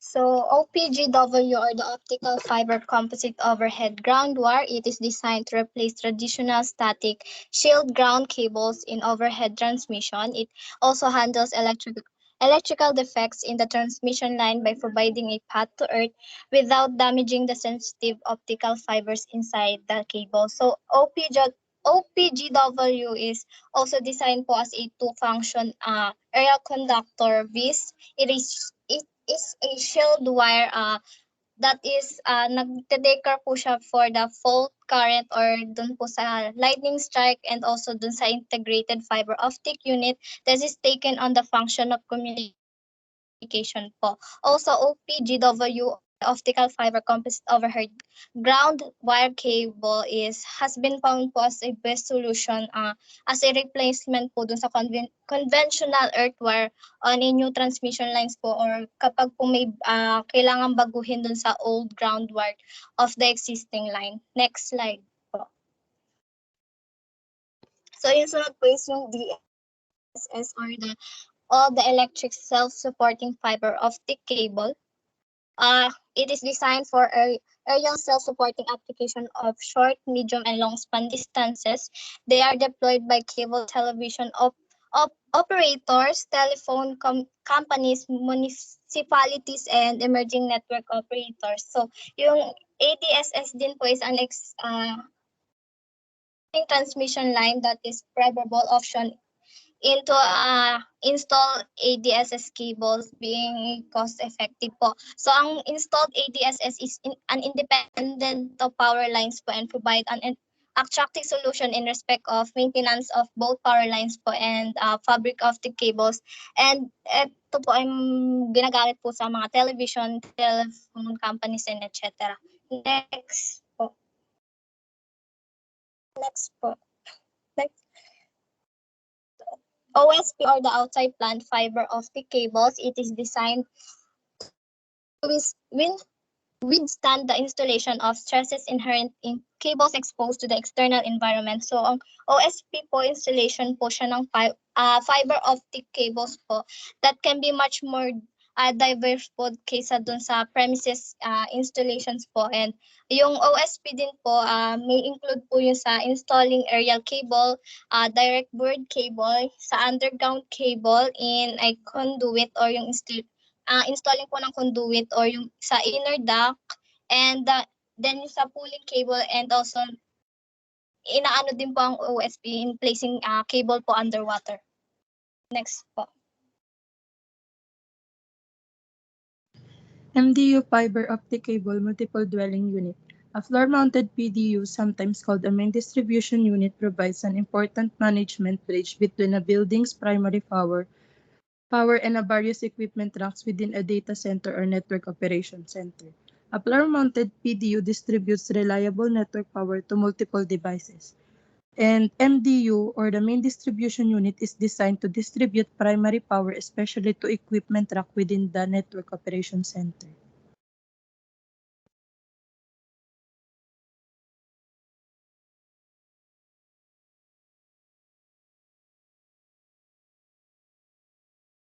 Okay guys, next group.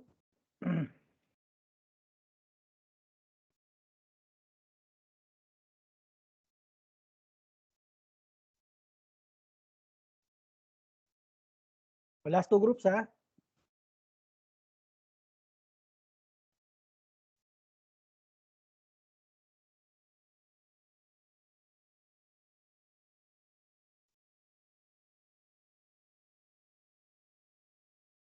Okay, so ano, yung group ni Tristan, sino? Teka.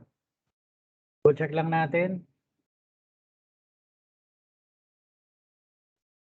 So Castillo, Esquivel, Akla, Garcia, Labiaga, Carandang, Corrales at Kiholan.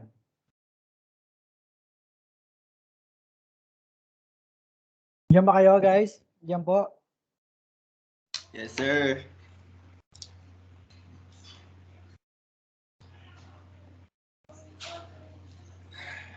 Start na guys, start na po. Sige po.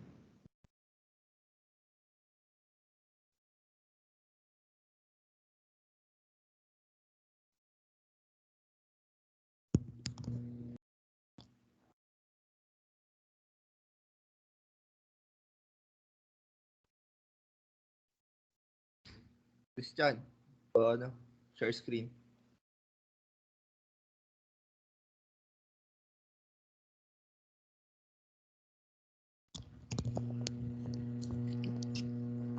Wait lang po, sir. Di, baka po may ginagawa po si Christian.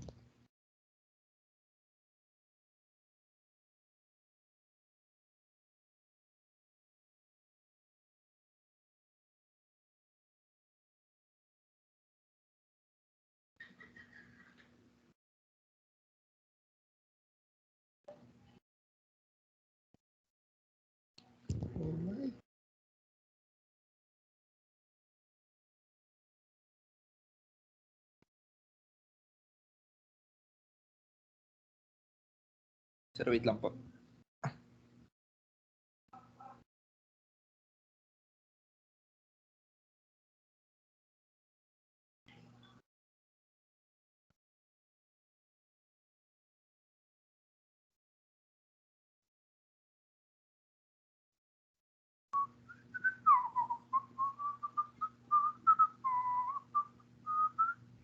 Yes, sir.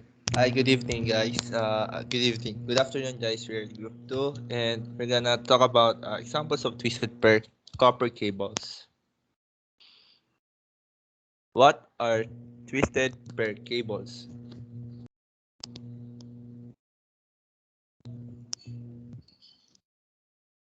Oh? Sige, ganyan na lang pare. They are made from two insulated copper wires that are twisted together. Shielded cables are known as shielded twisted pair or STP, and the other one doesn't have a shield are called unshielded twister pair, UTP. So twisted copper cable po sir, ito po yung ginagamit natin for telephone communication and modern internet works po. And some example is telephone and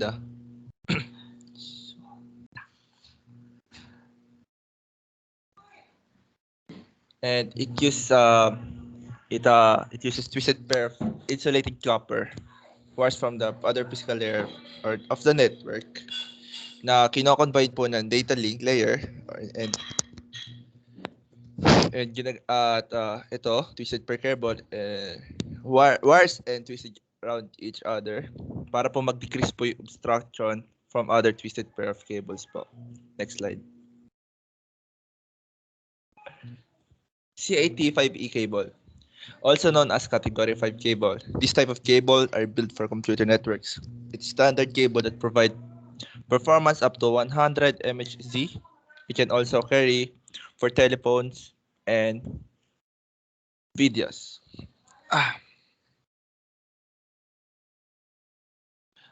Sometimes you see 85 cables po ay sometimes structured cabling po for computer networks and Ethernet over twisted pair po. It's it provides po, yun yan, nakalagay niya po dyan, 100 MHz and gumagana rin po siya pareho for high-speed Ethernet or two-wire pair and gigabyte Ethernet po or 4-wire pairs po. Ano naman mental block? Man, sheesh. Next slide, pare. C86 cable. C86 cable has a bandwidth capacity of 250 MHz and it can offer speed up to 10 Gbps. This type of cables is backward compatible with C85. C85E cables is category 3 cables. Category 6 cables are reduced maximum length of 55 meters or meters. C86 cable po is ginagamit po siya for computer networks reaching a GB or 100,000 Mbps or 1 Gbps of data transfer speed or DTR or higher po. And the cable po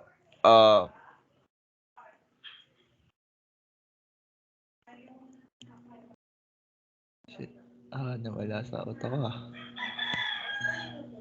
And it's standardized with per cable po and Ethernet and other physical layers at backward compatible with the category 5 or 5E and category 3 cable standard. Next. C86A cable po. This type of cable is characterized to 500 MHz and standard gauge in conductor is 60 to 20 AWG wire. And 6C86A is used for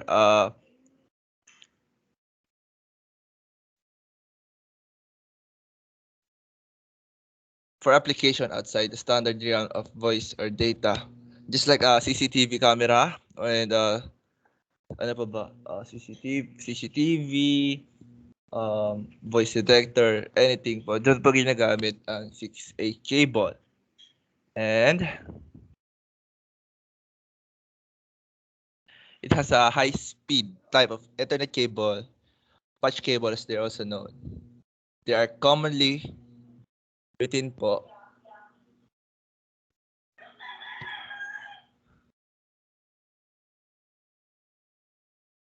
and various types of industries and workplace po. Doon po siya pala madalas nakikita and ginagamit po.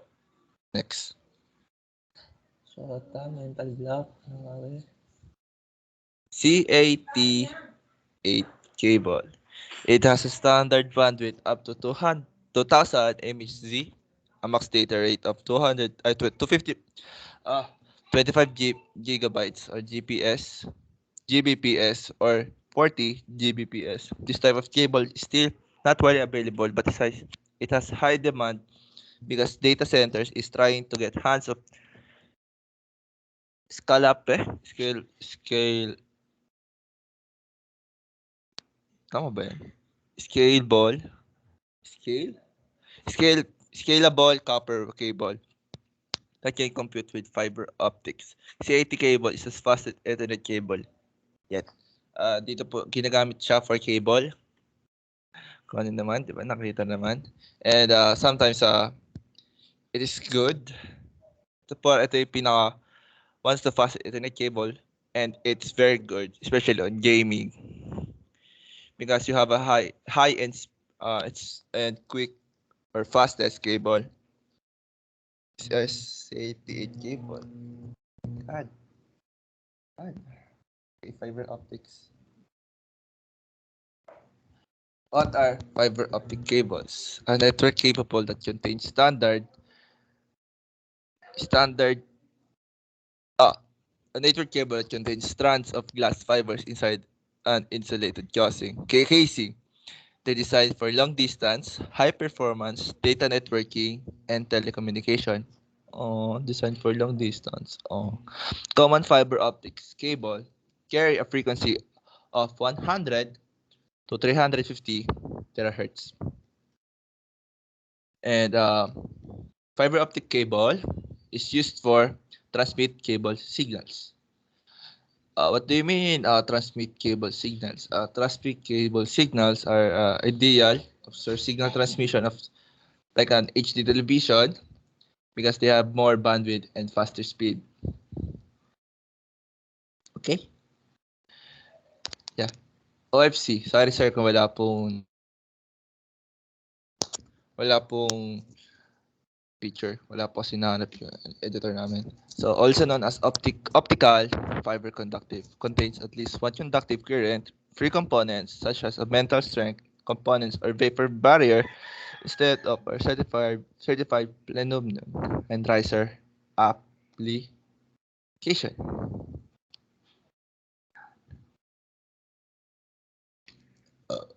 Excuse me, sir. It's used for fiber optic cables and it can transmit signals for high definition television po. Because nga po, it has a ganyan, sabi ko na high cable and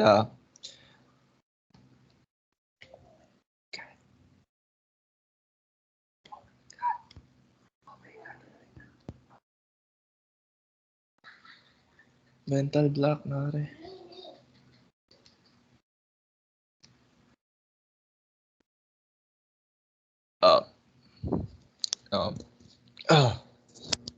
Sorry sir, medyo na mental block lang po ako.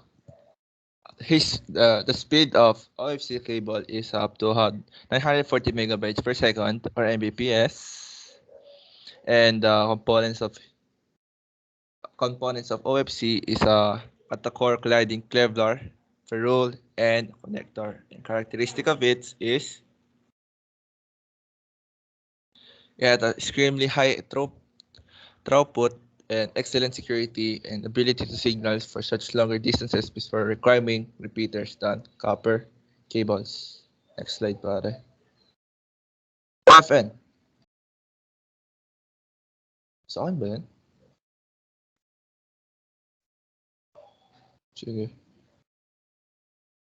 OFN. Oh my god. No difficulties. Also known as optical fiber non-conductive. Fiber optical cables, which contains no electricity conductive components. Not certified for use in Plenum riser application.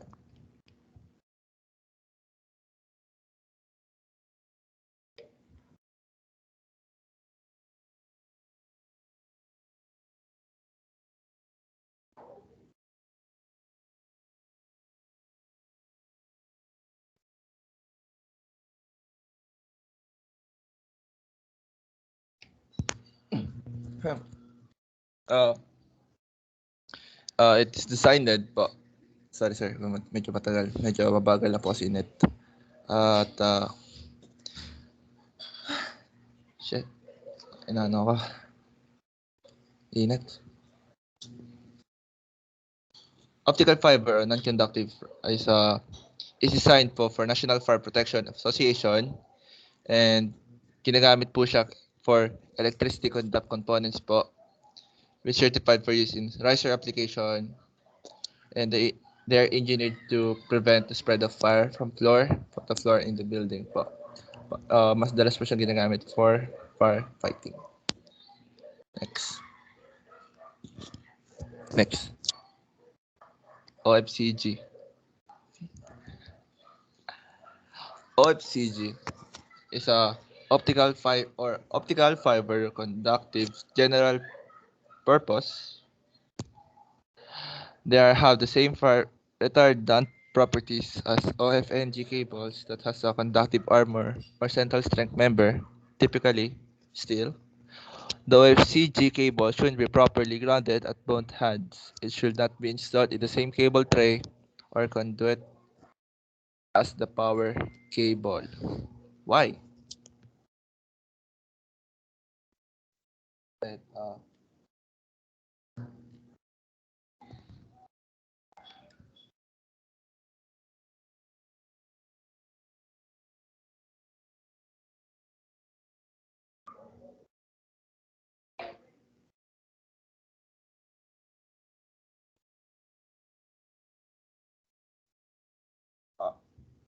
yeah.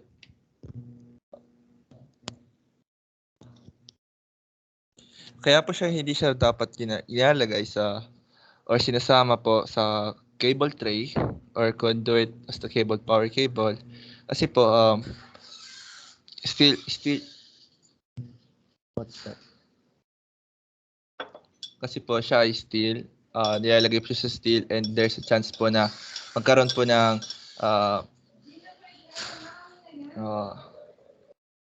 pwede po ma-melt yung mga cable na kasama niya or pwede rin po masira dahil po when the cables been heating up, they can be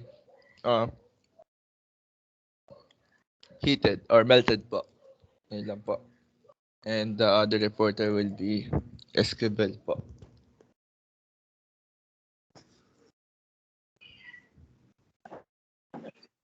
Next po. OFNG, also known as optical fiber non-conductive general use, they are usually used for horizontal wiring single layer application. OFNG cables cannot be used for plenums or risers, and OFNP and OFNR cables can be used as an alternative to OFNG cables. Next po, please.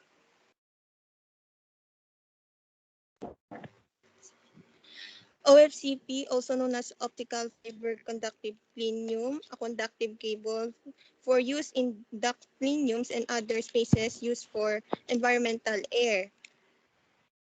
Contains non-concurrent carrying conductive members such as metal strength members and metallic vapor barries. Next po.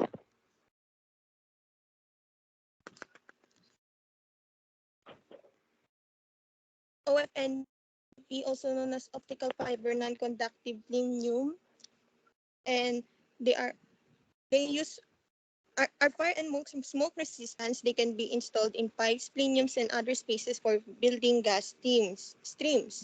This is the highest level of fire rated cable, and no other cable can be used as a substitute. Next po.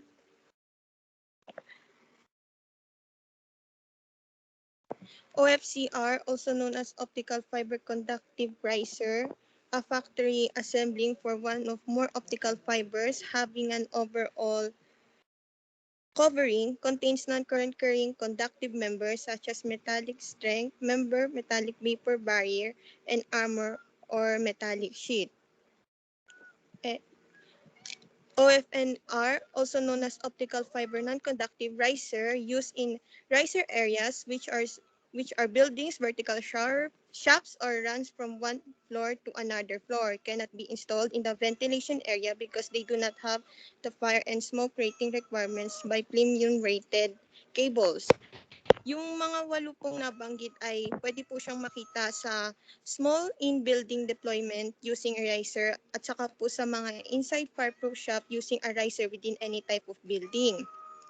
Sa mga in-premium spaces that is used for environmental air inside the public building naman po pwedeng makita ang OFNP at saka OFCP.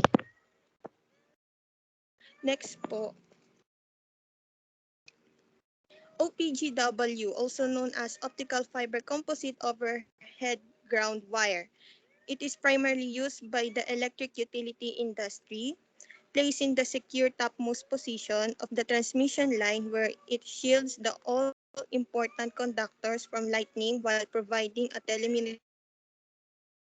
telecommunication path for internal as well as third-party communication. It is also a single-mode optical fiber with low transmission loss, which allows for long-distance transaction.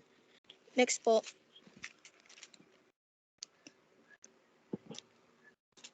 ADSS, or all dielectric self-supporting, strong enough to support itself between structures without using conductive metal elements. It is often installed along aerial transmission lines to be communication medium for electrical utility companies, and both single-mode and multi-mode fiber can be arranged in ADSS cables. Makalimitan po siyang ini-install for aerial installation at typically pong makita sa mga roads side power distribution poles, and it is also non-metallic. Next po. OSP, also known as fiber optic cable outside plant, designed to withstand the installation and stresses inherent in cables exposed to the external environment. Possible for grounding and surge protection system, supplying and providing all communication and electrical materials. In short po, ito po yung fiber cable na kaya stand labas po for decades. Next po. MDU, also known as fiber optic cable multiple dwelling unit, comes in all shapes and sizes ranging from high-rise buildings, small condos, duplex units, or multi-use properties with a combination of business and residential customers. It is used to provide reliable gigabit services.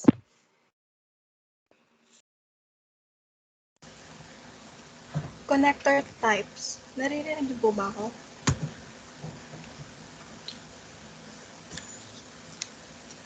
Connector types. May nakakarinig po ba? Yes, narinig po. Connector types. Fiber cable connector types.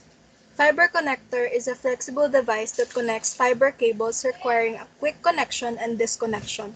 Optical fibers terminates fiber optic connections to fiber equipment or join two fiber connections without splicing. Hundreds of optical fiber connectors types are available, but the key differentiator is defined by the mechanical coupling techniques and dimensions.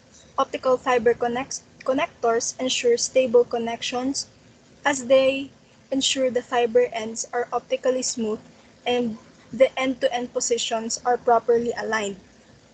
Next slide po. SC, or the subscriber connector.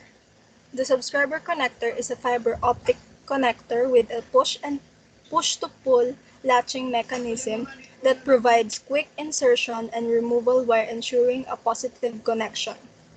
It is also available in a duplex configuration. This connector is commonly used for most modern network applications. The SC is a snap-in connector that is extensively used in single-mode systems for its remarkable efficiency. Subscriber connectors are inexpensive and trouble-free.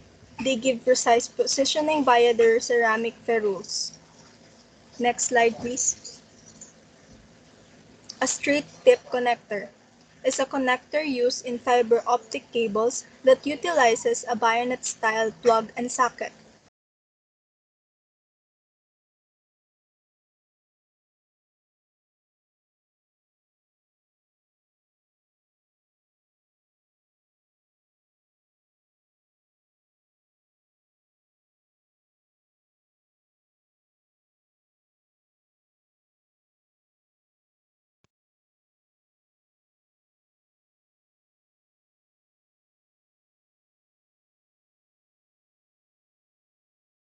allows for unidirectional communication, so two ST connectors and two fiber cables are used for bidirectional communication. The straight tip connector features a quick release bayonet style connector that is cylindrical with a twist lock coupling. It was developed by AT&T and became dominant during 1980s and 1990s for long line systems and short distance application. The most prominent feature of ST connector is a straight ferrule, a rigid plastic tube used to hold the fiber or proper alignment for interconnection or termination. ST connectors are spring-loaded, which means they are easily inserted and removed, but one also has to make sure that they are seated properly to ensure that there is no light loss. The connector is rated for 500 mating cycles and usable for both single and multi-mode fibers. Last slide, please. LC or Lucent connector is a small factor connector that has a snap coupling mechanism. Because of its small dimension, it is a perfect fit for high-density connections, XFP, SFP, and SFP plus transceivers. The LC connectors are available for single-mode UPC with white or blue boots, for APC with green boots, and for multi-mode PC with white, red, or black boots suitable for 3 mm cable diameters or with heat shrink and crimp cable retention method for 2 mm cable diameters. That's all. Thank you.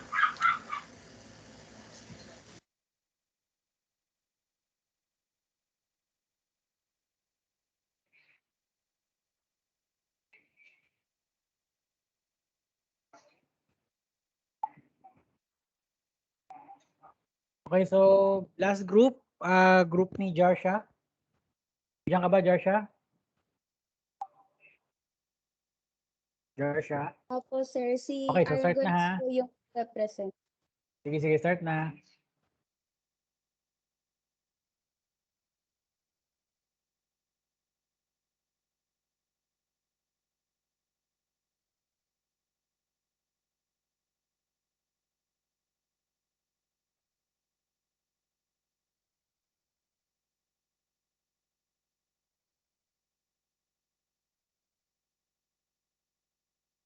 Good afternoon po. Ito po ang Group 1. Ito po, ang members po namin ay si Ako Jarsha, Christian Arguelles, Stocky Jerome, Masa Darrell, Rivas Sheila, Rodriguez Jasmine, Paulo Romero, and Zulueta Christopher.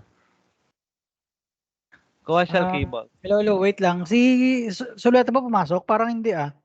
Dito pala. Suleta, nandito ka ba? Sir, hindi daw po siya makakapagsalita kasi po sira po yung mic. Pero hindi na siya hindi na siya tawag dito. Hindi na siya modular. Sige. Proceed. Wait lang po. Ayun. Coaxial cable is a type of cable that used to transmit line for radio frequency signals, the internet, video, and voice communication. Coaxial cable is made up of aluminum and copper shield with an outer plastic jacket with a dielectric insulator helping to minimize signal loss. Copper twisted pair. It is the most common cables used to connect computers, routers, switch, printers, and gaming systems, and much more. They are come in many different categories such as Cat Cat5e cable. Cat5e cable is a standard provides performance up to 100 megahertz and is suitable for most varieties for Ethernet over twisted pair up to 2.5 gigabyte base, but more commonly runs out of 1000 base gigabyte Ethernet speeds.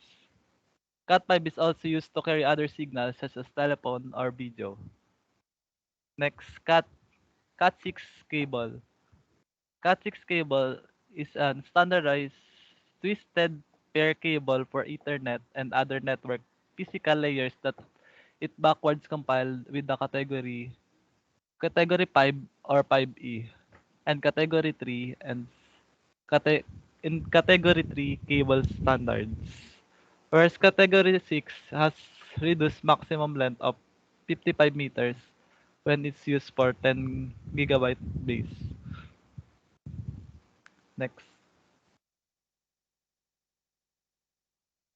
Category 6.8 pala, is an Ethernet cable standard often referred to as Cat6a. The standard supports the transmission of large amount of data at high speeds up to 500 MHz and is therefore twice as high as with normal Cat6a cables. Both Cat6 and 6A cables are made of twisted pair of copper wires. The 6A standard is fully compatible with the original Cat5e and Cat6 network technology. Cat6A cable is available in SFTP, STP, FTP, and UTP version. Next slide po.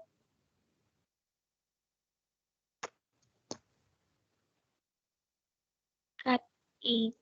Category 8 or simply Cat 8 is the latest IEEE standard for copper Ethernet cables. This represents a significant improvement in data transfer rates compared to previous standard RJ45 connectors and is backward compatible with older standards. Cat 8 is the fastest Ethernet cable currently available. Data rates of up to 40 Gbps are 4 times faster than Cat6a and support for up to 2 GHz bandwidth. One of the main functions of Cat-A is shielding material to protect the inner conductors from electromagnetic interference, which increases data rates and reduces errors. Okay na po.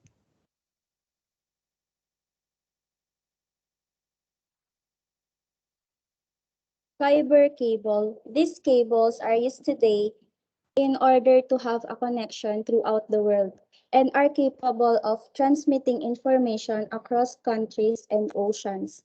It is a type of cable which is made of optical fibers to carry light. This cable can carry signals over long distances and is another very popular solution for business use. Some of the common fiber cable types are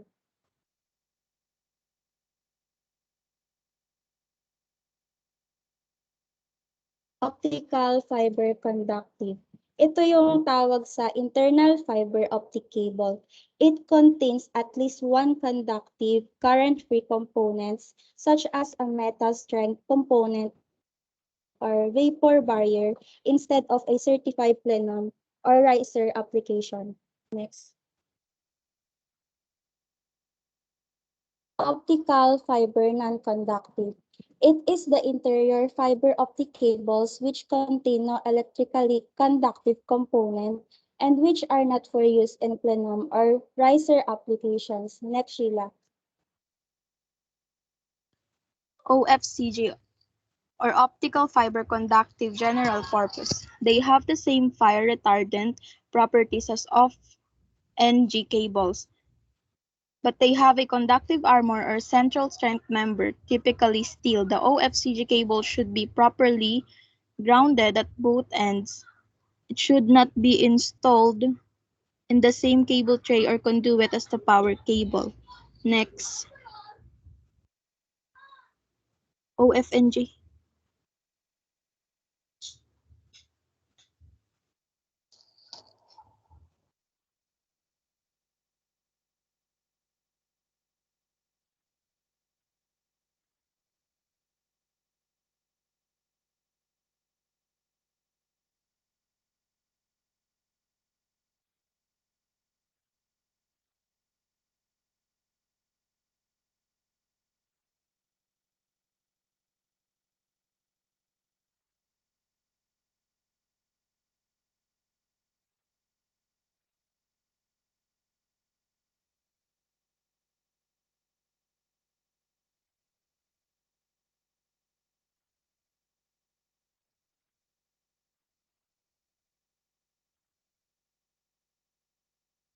OFNG, or optical fiber non-conductive general purpose. They are usually used for horizontal wiring, single-layer applications. OFNG cables cannot be used for plenums or risers. OFNP and OFNR cables can be used as an alternative to OFNG cables. Next.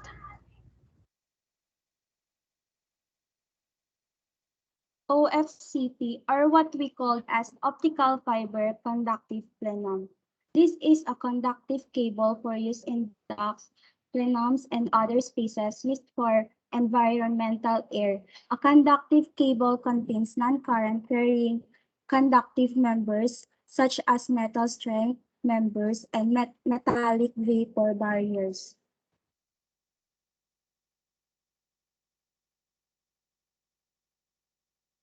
Next.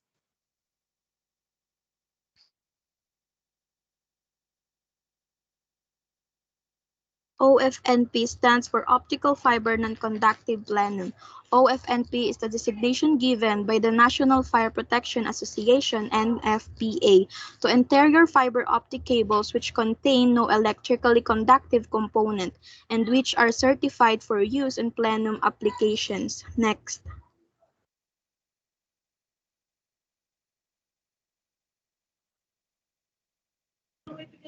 Hello. Rinig ako. Oo. Hello. Ayan, sige. OFCR. Conductive cables contain non-current carrying conductive members such as metallic strength members, metallic vapor barriers, and metallic armor or sheet. Next slide. So, OFNR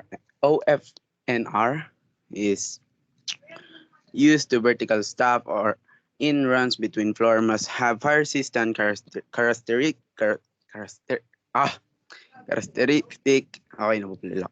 Capable of preventing the spread of fire from floor to floor.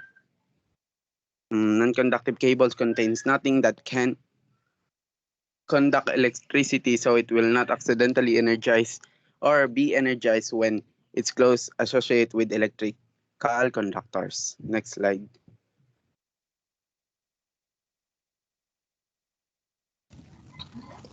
OPGW, Optical Fiber Composite Overhead Ground Wire.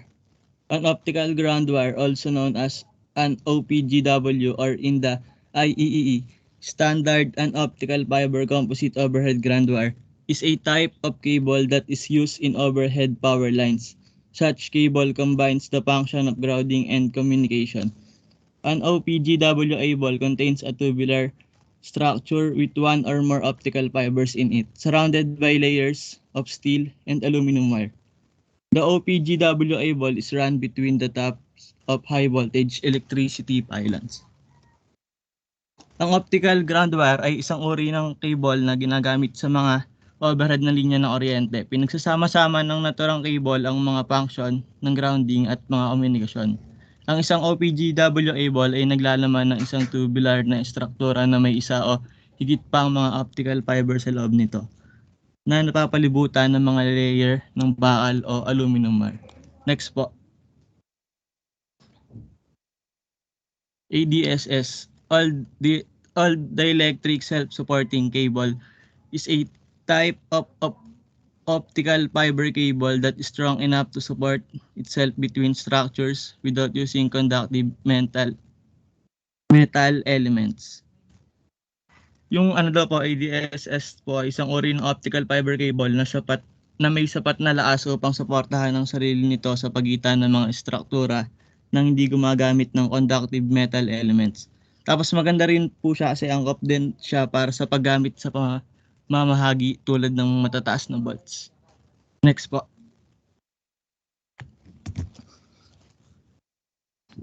OSP. OSP stands for outside plant cabling. Essentially, any wiring for telecom networks outside the building housing the inside wiring is called outside plant cabling. An OSP cabling system is a telecommunication facility in the premises that connects to the information and or datacom system. Zip cord cable. Ito po yung apat na example po ng OSP. Zip cord cable. These types are used mostly for patch cord and backline application, but zip cord can also be used for desktop connection. Simplex cables are one fiber tight buffered, coated with a 900 micron buffer over the primary buffer coating, with Kevlar or aramid fiber. Strength members and jacketed for indoor use. The jacket is usually 3 mm or 1.8 inch diameter, but some 2 mm cable is sometimes used with small form factor connectors. Distribution cable. Distribution cable is most popular indoor cables, as it is small in size and light in weight. They contain several tight buffered fibers bundled under the same jacket with Kevlar strength members and sometimes fiberglass rod reinforcement to stiffen the cable and prevent kinking. Loose tube. Loose tube cables are most widely used for outside plant trucks because it offers the best protection for fibers under high pulling tension and can be easily protected from moisture with water blocking gel or tapes. Breakout cables. Breakout cables is favorite where rug cables are desirable or direct termination without junction boxes. Patch panels or other hardware is needed. They are made of several simplex cables bundled together inside a common jacket. Next slide, please. MDU fiber I MDU. MDU stands for multiple dwelling unit or MDU. It's a real estate development or complex which houses a large number of people, such as apartments or condominium units. Telecom service providers are very interested in understanding where these buildings are located because it provides a large potential opportunity for new customers. Multiple dwelling units seamless Wi-Fi connectivity for apartments, townhomes, and more. Offers seamless connectivity throughout any property, so residents and visitors alike can connect in their units, common areas, and on the go. That's all po. Thank you.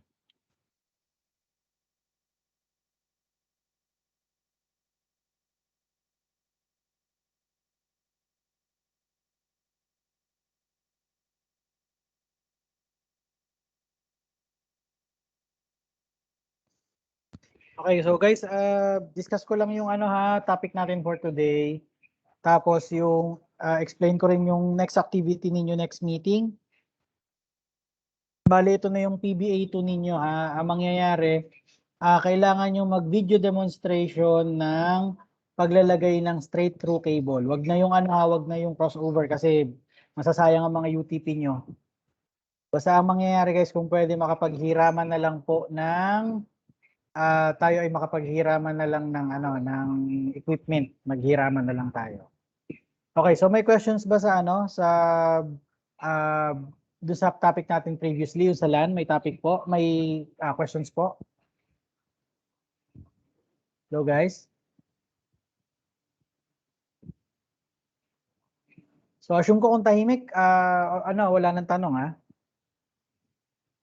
Okay, so assume ko tahimik, so walang tanong. So discuss ko lang po yung next topic natin which is network cabling. So linawin ko ha.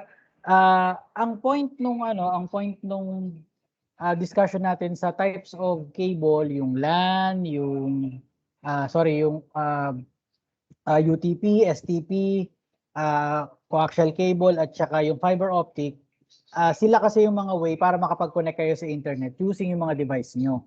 Pero pag tayo ay gumamit ng mismong ano, pag nag-delve down pa tayo dyan, dun sa ating UTP at saka STP, unshielded twisted pair at saka sa shielded twisted pair, ito yung mga ginagawa natin na way para ano, para pwedeng kayo ang gumawa ng sarili ninyo. So meron kayong do it yourself. So with that, let me just define yung word na cable. Pag sinabing cable kasi guys, maraming types yan eh. So si coaxial, si fiber optic, pag nabili nyo siya, naka-ready na. Sasalpak nyo na lang. Pag ang nabili ninyo ay twisted pair, either untwisted or twisted, unshielded or shielded, ang nangyayari dyan guys, kayo ay obligated na kayo pa yung mag-set up. Although lilinawin ko ngayon ha, kung kayo ay pupunta sa Octagon, sa Gigahertz, meron mga ano ngayon, merong mga tawag dito, merong mga wires na mabibili na naka-ready na. Yung kumbaga yung parang industrial version na sila. Pero kung kayo ang gusto ninyo mangyari ay mag-take ng NC, meron yan part na kayo ang gagawa. Okay po. Tapos next naman guys, so alam ko kanina nabanggit itong EIA, TIA. So Electronic Industry Association and Telecommunication Industry Association. So depende po yung quality ng UTP ninyo. So si Cat 5E, Cat 6E, and so on and so forth. Depende dun sa classification ibibigay ng EIA, TIA. So ito yung mga classifications niya guys. Yan, kita po natin. Kita niyo yung screen ko? So categories ng unshielded twisted pairs. So lilinawin ko ha, itong mga wires na to hanggang gigabit Ethernet, yan po yung line na dun sa main line. Hindi yan yung line papunta sa inyo. Nagets po hindi? Bawa, hindi yan yung kunwari ang binili ko ay ay 20 Mbps na token ring. Yun yung inavail ko kay Royal. Yung token pumiyok. Yung token ring na yon, hindi yun yung wire mula sa bahay nyo hanggang dun sa napbox. Type ko ha, kasi baka di tayo nagkakaintindihan. Ang tawag kasi dun sa parang papunta kayo sa main line, ang tawag ay napbox. So ang itsura ng napbox guys, ganito.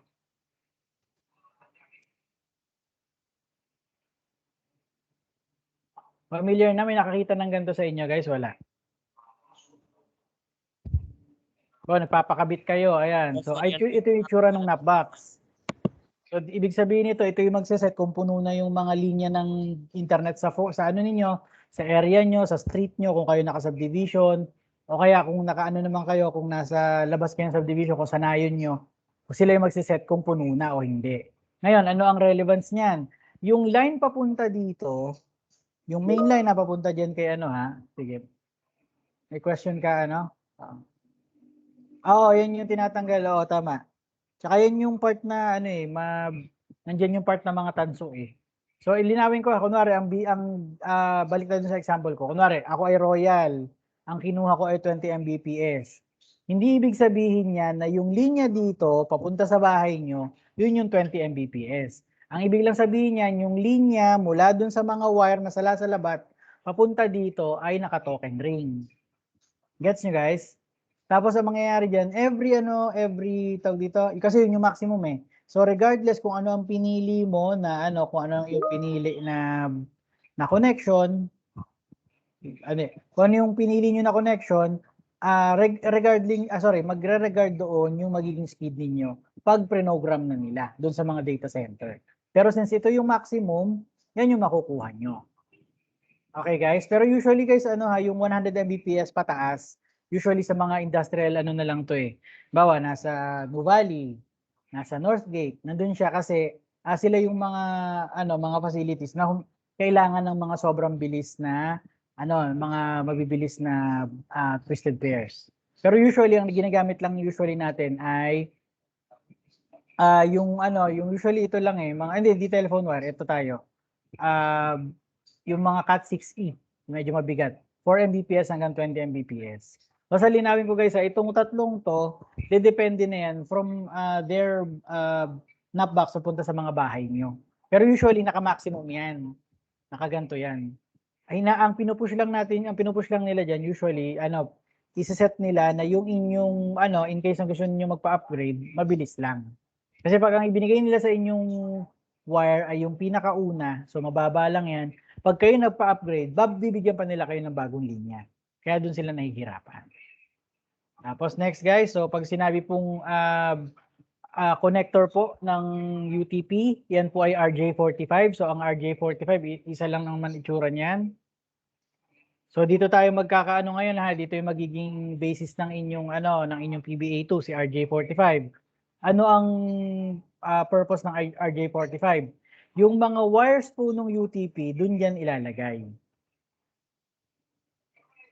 Tapos usod lang tayo. So regardless kung shielded cables or unshielded yan, gagamit yan ng UTP. Tapos, hindi itong part na to, wait lang. Ang mangyayari kasi sa sa STP at saka sa UTP, pare-pareho na silang merong mga RJ45. Ang difference lang guys, pag UTP, ikaw pa yung magagawa. Ito yung papa-activity ko sa inyong next meeting. Pag STP, yan yung nabibili nyo na sa, kunwari, sa Gigahertz, sa CDR King, kung nung buhay pa sila, o kaya sa, sa Octagon, kasi yan yung mga, yan yung mga matitigas na yung, yung wire na merong binibenta ng 5 meters, 10 meters, 3 meters, and 1 meter. Tapos meron pa ngayon parang 20 at saka 10 meters eh. So, ang mangyayari guys, yun yung, pag nakabili kayo ng naka-ready na, STP. Pag nakabili kayo ng kayo pa gagawa, UTP. Okay, tapos pag sinabing coaxial cable, ang coaxial cable guys, ganito, parang yun siya yung sa cable. Ito. So, coaxial cable ha, ganito ang itsura ng coaxial cable. Sorry.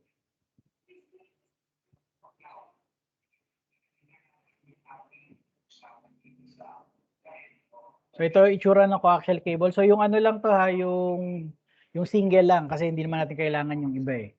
So ngayon, ano ang pinaka-importante diyan? Ano ang pinaka-kailangan diyan? Itong nasa gitna, ito. Kasi yan yung tanso. Kaya kung mapapansin niyo pag nag-brown out, 'di ba, maraming nangunguha ng mga wire, ito tinitira, ayan, yung buong wire na yan. Pero ang target nila diyan, hindi yung nasa gitna, kundi ito lang. Ay, kundi ito lang, itong part na to lang, ayan. Okay po. Tapos meron tayong dalawang klase ng coaxial cable, yung thin at saka thick. Ang difference po ng dalawa, pag sinabing thin, yung mga pangbahay. Pag sinabing thick, yan yung mga pang-resort, pang-hotel. Ano ibig sabihin ng ganon? Sila yung maglalagay, isa lang yung connection mo pero maraming TV ang pwedeng malagay. Ganon siya. Yung splitter na tinatawag. Hindi ako sure kung familiar kayo doon sa splitter. Kasi parang hindi nyo naabutan. Naabutan nyo kasi guys, kayo nanonood na lang kayo sa internet pag di ba? Kayo nanonood na lang sa net kung tag dito. Kung kayo ay kunwari may papanoorin movie, mga ganyan, panonoorin niyo na lang sa internet, hindi na kayo nagke-cable na hinihintay niyo siya. Not unless mga sports events. Pero ngayon pati sports events kasi nasa mga Facebook na, nasa naila-live na siya. Kaya kaya tawag dito medyo nawawala na rin yung relevance ng cable. Okay po. Tapos next guys, next natin ay fiber optic. So alam ko nagkagulo-gulo kayo sa paghahanap ng mga types ng industrial versions ng fiber optic. Pero ang fiber optic kasi guys, at the end of the day ang fiber optic po, siya yung pinakamabilis na way para mag-transmit ng data.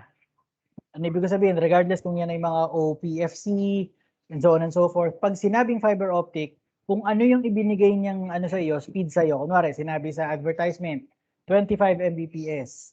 So si 25 Mbps na yun, pag nakarating sa bahay mo yun, same siya. Anong ibig ko sabihin niya? Kunwari, ganito. Naka-converge ako guys ha.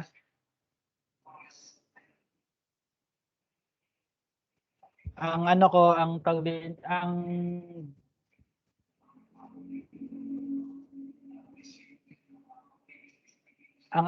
aking speed ay up to 15 Mbps. Kasi yun lang yung 1.5 eh. Hindi naman ako nag-225 na 25 Mbps or higher. Hintay lang tayo. Siya?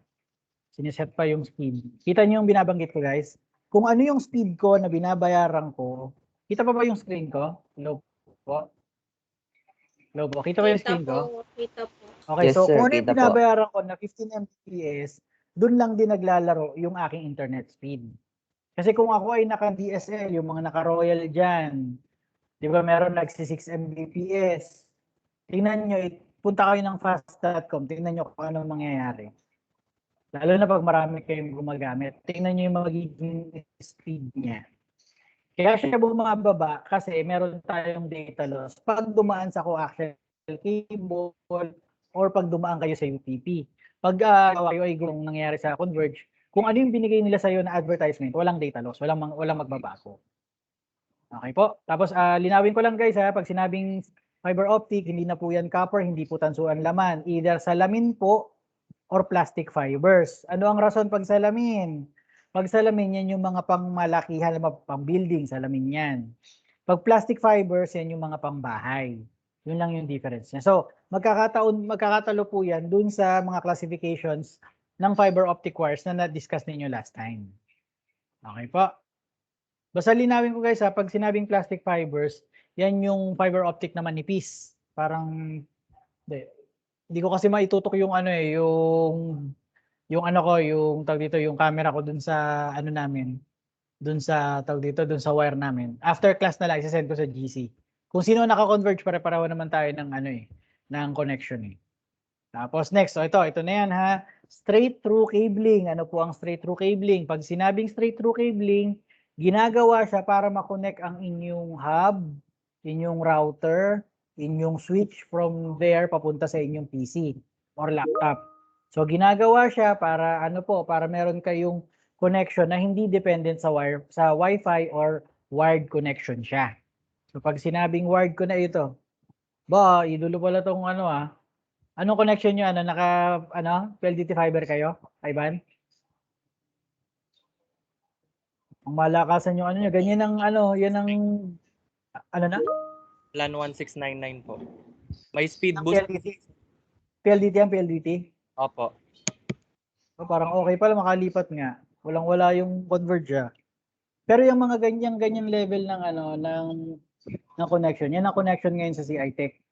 Kasi 500 Mbps na Royal Business, ganyan siya. Pero balik lang ako, nalibang ako sa net speed ninyo eh. Anyway, pag sinabing guys pag sinabing straight through cabling, merong kulay yan. So note, white green, green, white orange blue, white blue orange, white brown brown. So yung dalawa yung niya dalawa yung magiging end to end niya na.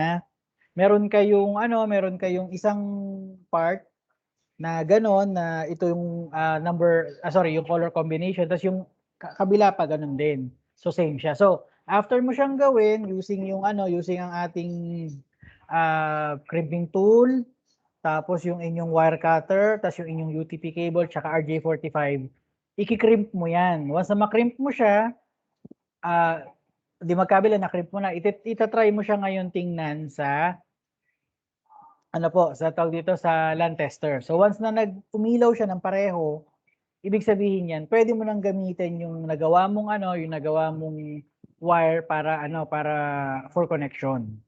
Okay po? Tapos ito naman yung guys yung crossover po, ito yung pang peer-to-peer. I-discuss lang natin pero hindi ko na ipapagawa. Kasi umaabot sa point ngayon, hindi na kailangan ng crossover cabling kasi karamihan ng mga IP address ninyo ay hindi na manual parang naka-automatic siya. So hindi siya kailangan. Although for legacy purposes na lang tsaka for academic purposes. So ganito naman ang itsura niya ha. White orange, orange, white green blue, white blue green, white brown brown.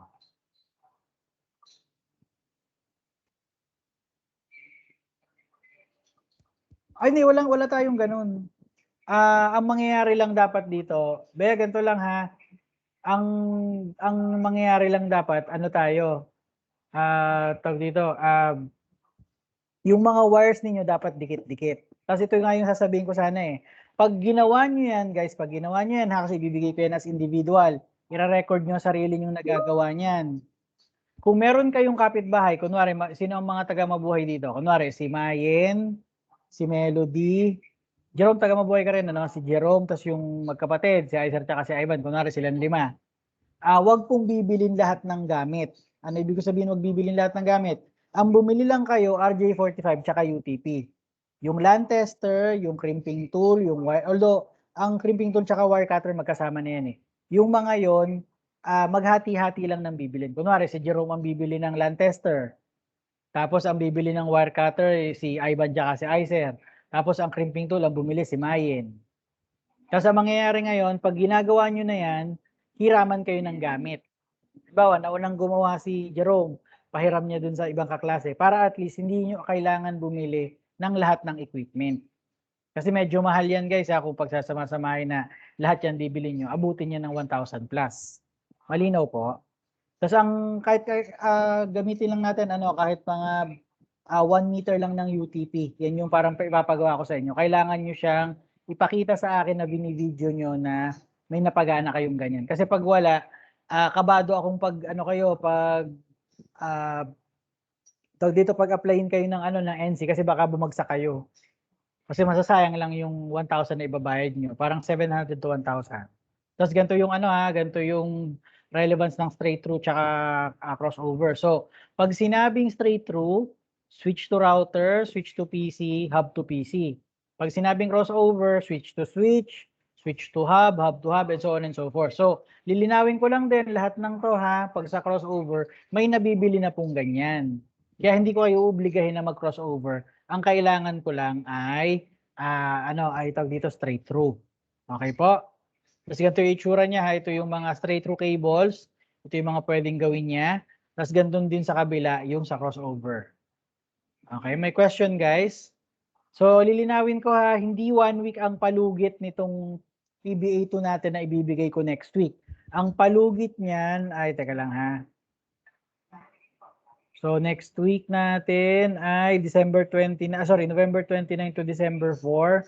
Ang ano niyan, ang submission niyan ay December 19 bago mag-exam. So make sure magawa nyo po yan ha. Kasi that will count as 20% of your grade. Tapos pag ngayon hindi kayo nakagawa, sisiro ko kayo ha. Kahit may mga nag-apply sa UP, gawan nyo ng paraan yan kasi yan po ang ating major. Okay po? Yes, may question po. May question. Wala question? Wala?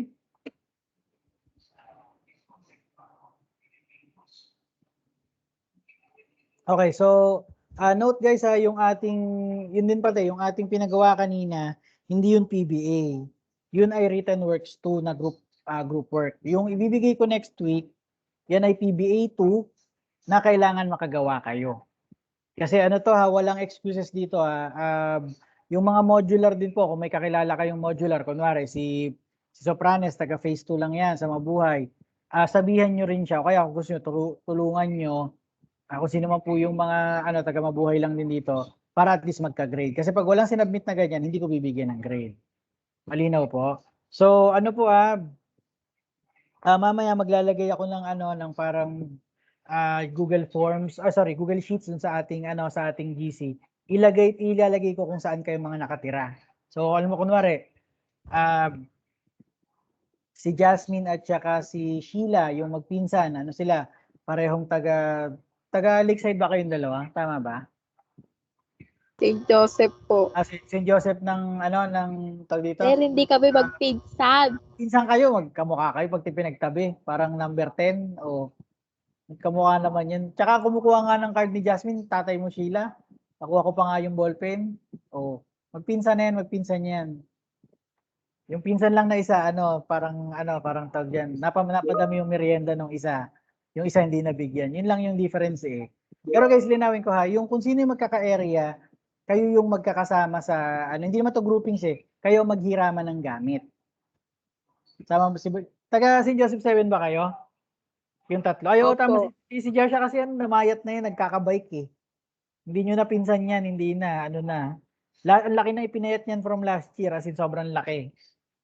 Na yan, kumbaga naging news level na yan news level na ngayon yan Pag nakita nyo sa personal yan, sasabihin nyo, pwedeng ilaban ng news. Pa yan partida, naka-brace pa yan Pero guys, linawin ko guys kung kayo yung magkakalugar, kayo yung mag-usap-usap kung kung bibili, panghihiram lang. So ang kailangan ko LAN tester, crimping tool, RJ45 at tsaka UTP. Pero sana wag naman yung yung ginamit ni Jerome, okay, kaya yung ginamit ni Joshua ibibigay kay Jasmine tapos ibibigay kay Sheila para kunwari nakagawa na sila. Gawa kayo ng sarili nyo. Tapos paki-record na lang na ginagawa nyo ha. Paki-record po, okay? So may question pa po? May question pa guys. So next week naman tapos 3 weeks naman ang ibibigay kong palugit. Kaya hindi kayo talo. Chat ang PBA natin, kayo ay magke-cabling ng straight through na cable. Ang concern ko lang kasi yung mga equipment, kasi since di tayo face to face, ang equipment kasi dapat yan sa akin manggagaling dito sa school. Kaso since hindi nga tayo makapag face to face, sa inyo nyo yan gagawin. So kung meron may kaklasing kung meron kayong may kaklasing malapit sa inyo, kung pareho kayong walang mahihiraman, kayo na lang ang bumili. Pero kung pwede sana, wag bibili ng ano ha, ng lahat ng gamit binili mo. Maghati-hati kayo sa bibilhin. Kaya ilalagay ko mamaya yung kakalugar. Okay? Hindi, ang Santa Rosa Pips mo, ano, Bea, ikaw, si Masa, si ano, si tawag dito, alam ko si Masa tuloy, si Paulo pala. Di ba taga Santa Rosa si Paulo? Hindi ba? Tapos si Sangil. Si Sangil ba ulikmuan? Tapos si Ponce, yun ang mga pare-pareho kayong Santa Rosa eh. Kaya malamang dyan, pag di nag-submit yung dalawa, wala. Ayun, yung phase 7 phase 7 kids. So, Melody, Garibay, si Raselda, tapos si Ivan Iser. So, kung walang mahihiraman guys ng gamit ha, bumili pero wag kayo lang ang bibili. Maghati-hati kayo. Okay po, may question pa guys? Before we go, may question pa kayo? Pagsampalok, Manila. Hindi, ganito na lang. Kasi ang layo mo eh. Mag-virtual ka habang mag-virtual ka habang